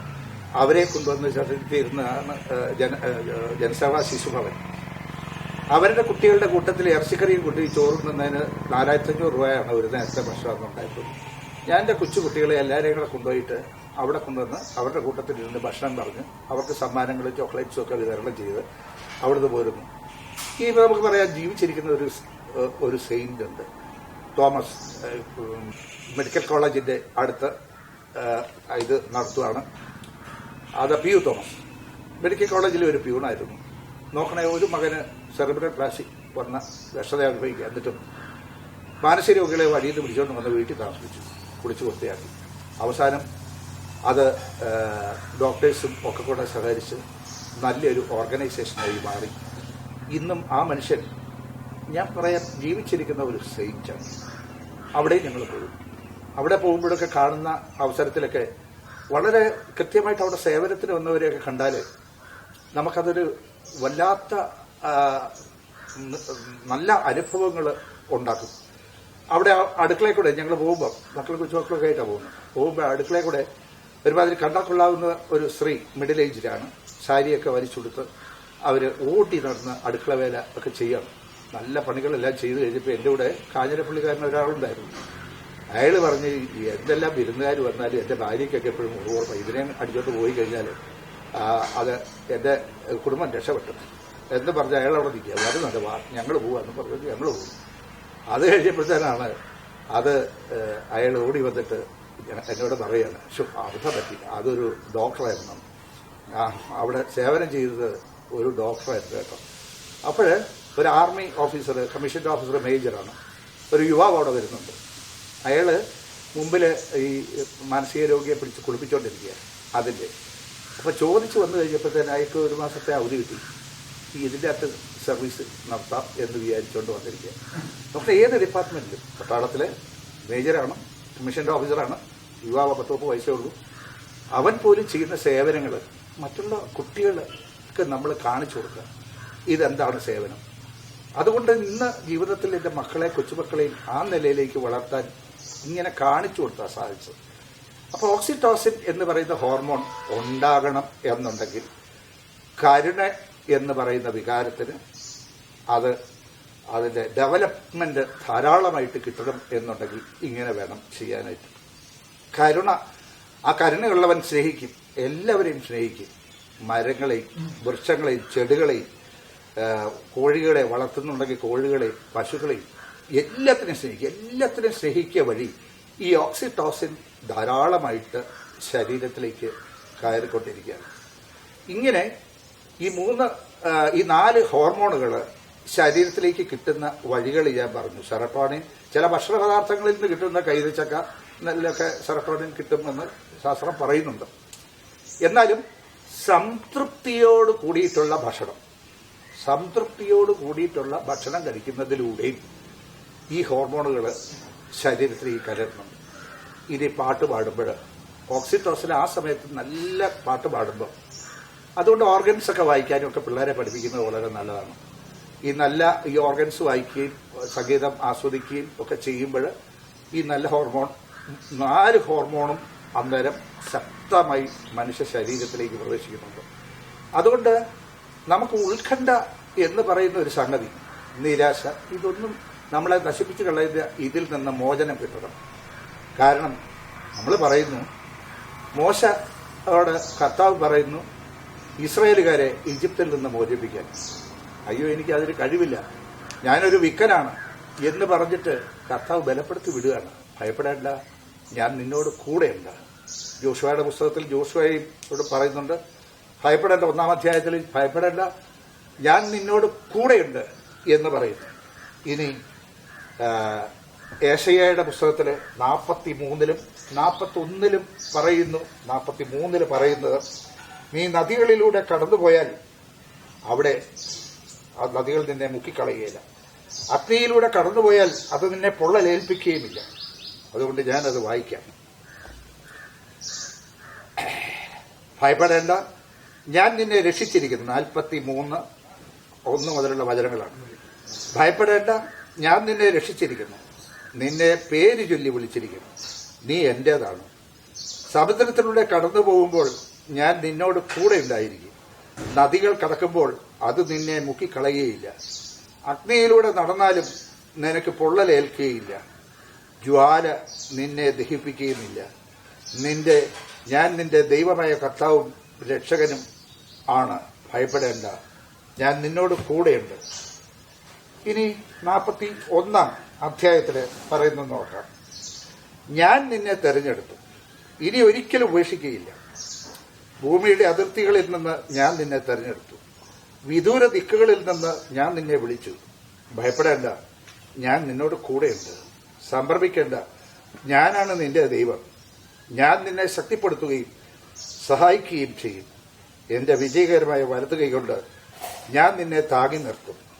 നിന്നെ ദ്വേഷിക്കുന്നവർ ലജ്ജിച്ച് തല താഴ്ത്തും. നിന്നോട് ഏറ്റുമുട്ടുന്നവർ നശിച്ചൊന്നുമില്ലാതായി തീരും. നിന്നോട് പോരാടുന്നവർ ശൂന്യരാകും. നിന്റെ ദൈവവും കർത്താവുമായ ഞാൻ നിന്റെ വലത്ത് കൈ പിടിച്ചിരിക്കുന്നു. ഞാനാണ് പറയുന്നത്, ഭയപ്പെടേണ്ട, ഞാൻ നിന്നെ സഹായിക്കും. നോക്കണേ, എന്തിനാണ് നമ്മൾ ഈ ലോകത്ത് ഭയപ്പെടേണ്ടത്? റോമ 8:31 പറയുന്നു, ദൈവം നിന്നോട് കൂടെ ഉണ്ടെങ്കിൽ ആരും നിനക്ക് എതിര് നിൽക്കും. ആരും എതിര് നിൽക്കാൻ പറ്റില്ല. ദൈവം പിന്നെ നമ്മുടെ കുരിശില് നമുക്ക് ഓരോരുത്തരും എതിര് നിൽക്കുന്ന കാണുമ്പോൾ അത് നിന്നെ സ്വർണ്ണമക്തിയിൽ ശുദ്ധി ചെയ്യുന്നത് പോലെ ശുദ്ധി ചെയ്യപ്പെടാനാണ് എന്ന് വിചാരിക്കണം. അത് കുരിശ് വഹിക്കുന്ന live in the present tense എന്നുള്ള ചാപ്റ്ററിൽ ഞാനത് വിശദമായിട്ട് പഠിപ്പിച്ചു കൊടുക്കാം. എന്തുകൊണ്ടാണ് നമുക്ക് ഈ കുരിശ് തരുന്നത് എന്നുള്ള കാര്യം. ഇനി ഒരു നല്ല ചിന്തയെക്കുറിച്ച് ഞാൻ പറയാം. സർ ഐസക് ന്യൂട്ടൻ ആപ്പിൾ മരത്തിന്റെ ചുവട്ടിലിരിക്കുമ്പോൾ ഒരു ആപ്പിൾ തലയെ വീണു. സാധാരണഗതിയിൽ നമ്മൾ കാണുന്ന ഒരു കാര്യം, ശല്യം, ഇതെന്റെ തലയെ വീണെന്നും പറഞ്ഞുകൊണ്ട് പോവുകയാണ് ചെയ്തത്.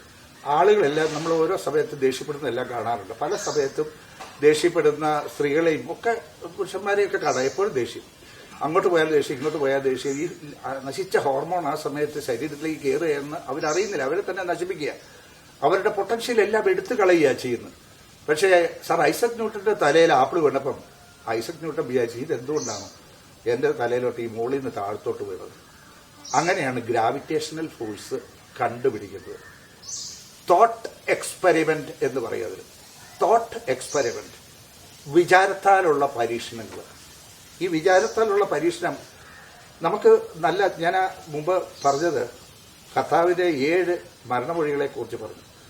എപ്പോഴും നമുക്ക് ചിന്തിച്ച് കിടക്കാവുന്ന, രാത്രിയിൽ എന്തെങ്കിലും ചെറുതായിട്ട് ആകുലപ്പെടുത്തുന്നതായിട്ട് വരുന്നുണ്ടെങ്കിലും നമ്മുടെ രക്ഷയ്ക്ക് വേണ്ടിയിട്ട് പാപങ്ങളെല്ലാം ഏറ്റുവാങ്ങി കുരിശിൽ നിന്ന് മരിച്ച് 3-ാം ദിവസം റിസറക്ഷൻ ഉയർത്തെഴുന്നേറ്റ കർത്താവിനെ അത് ആ മരണമൊഴികളൊന്ന് ആലോചിച്ച് നോക്കുകയും അപ്പോൾ കണിശമായിട്ടും നമ്മളെല്ലാം ഉത്തേജിക്കപ്പെടും.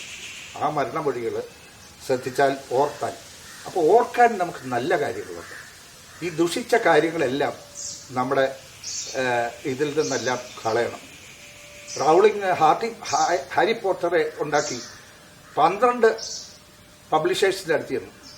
അവരെല്ലാം ഓടിച്ചുവിട്ടു. ഇതെന്നാ കഥയാണ്.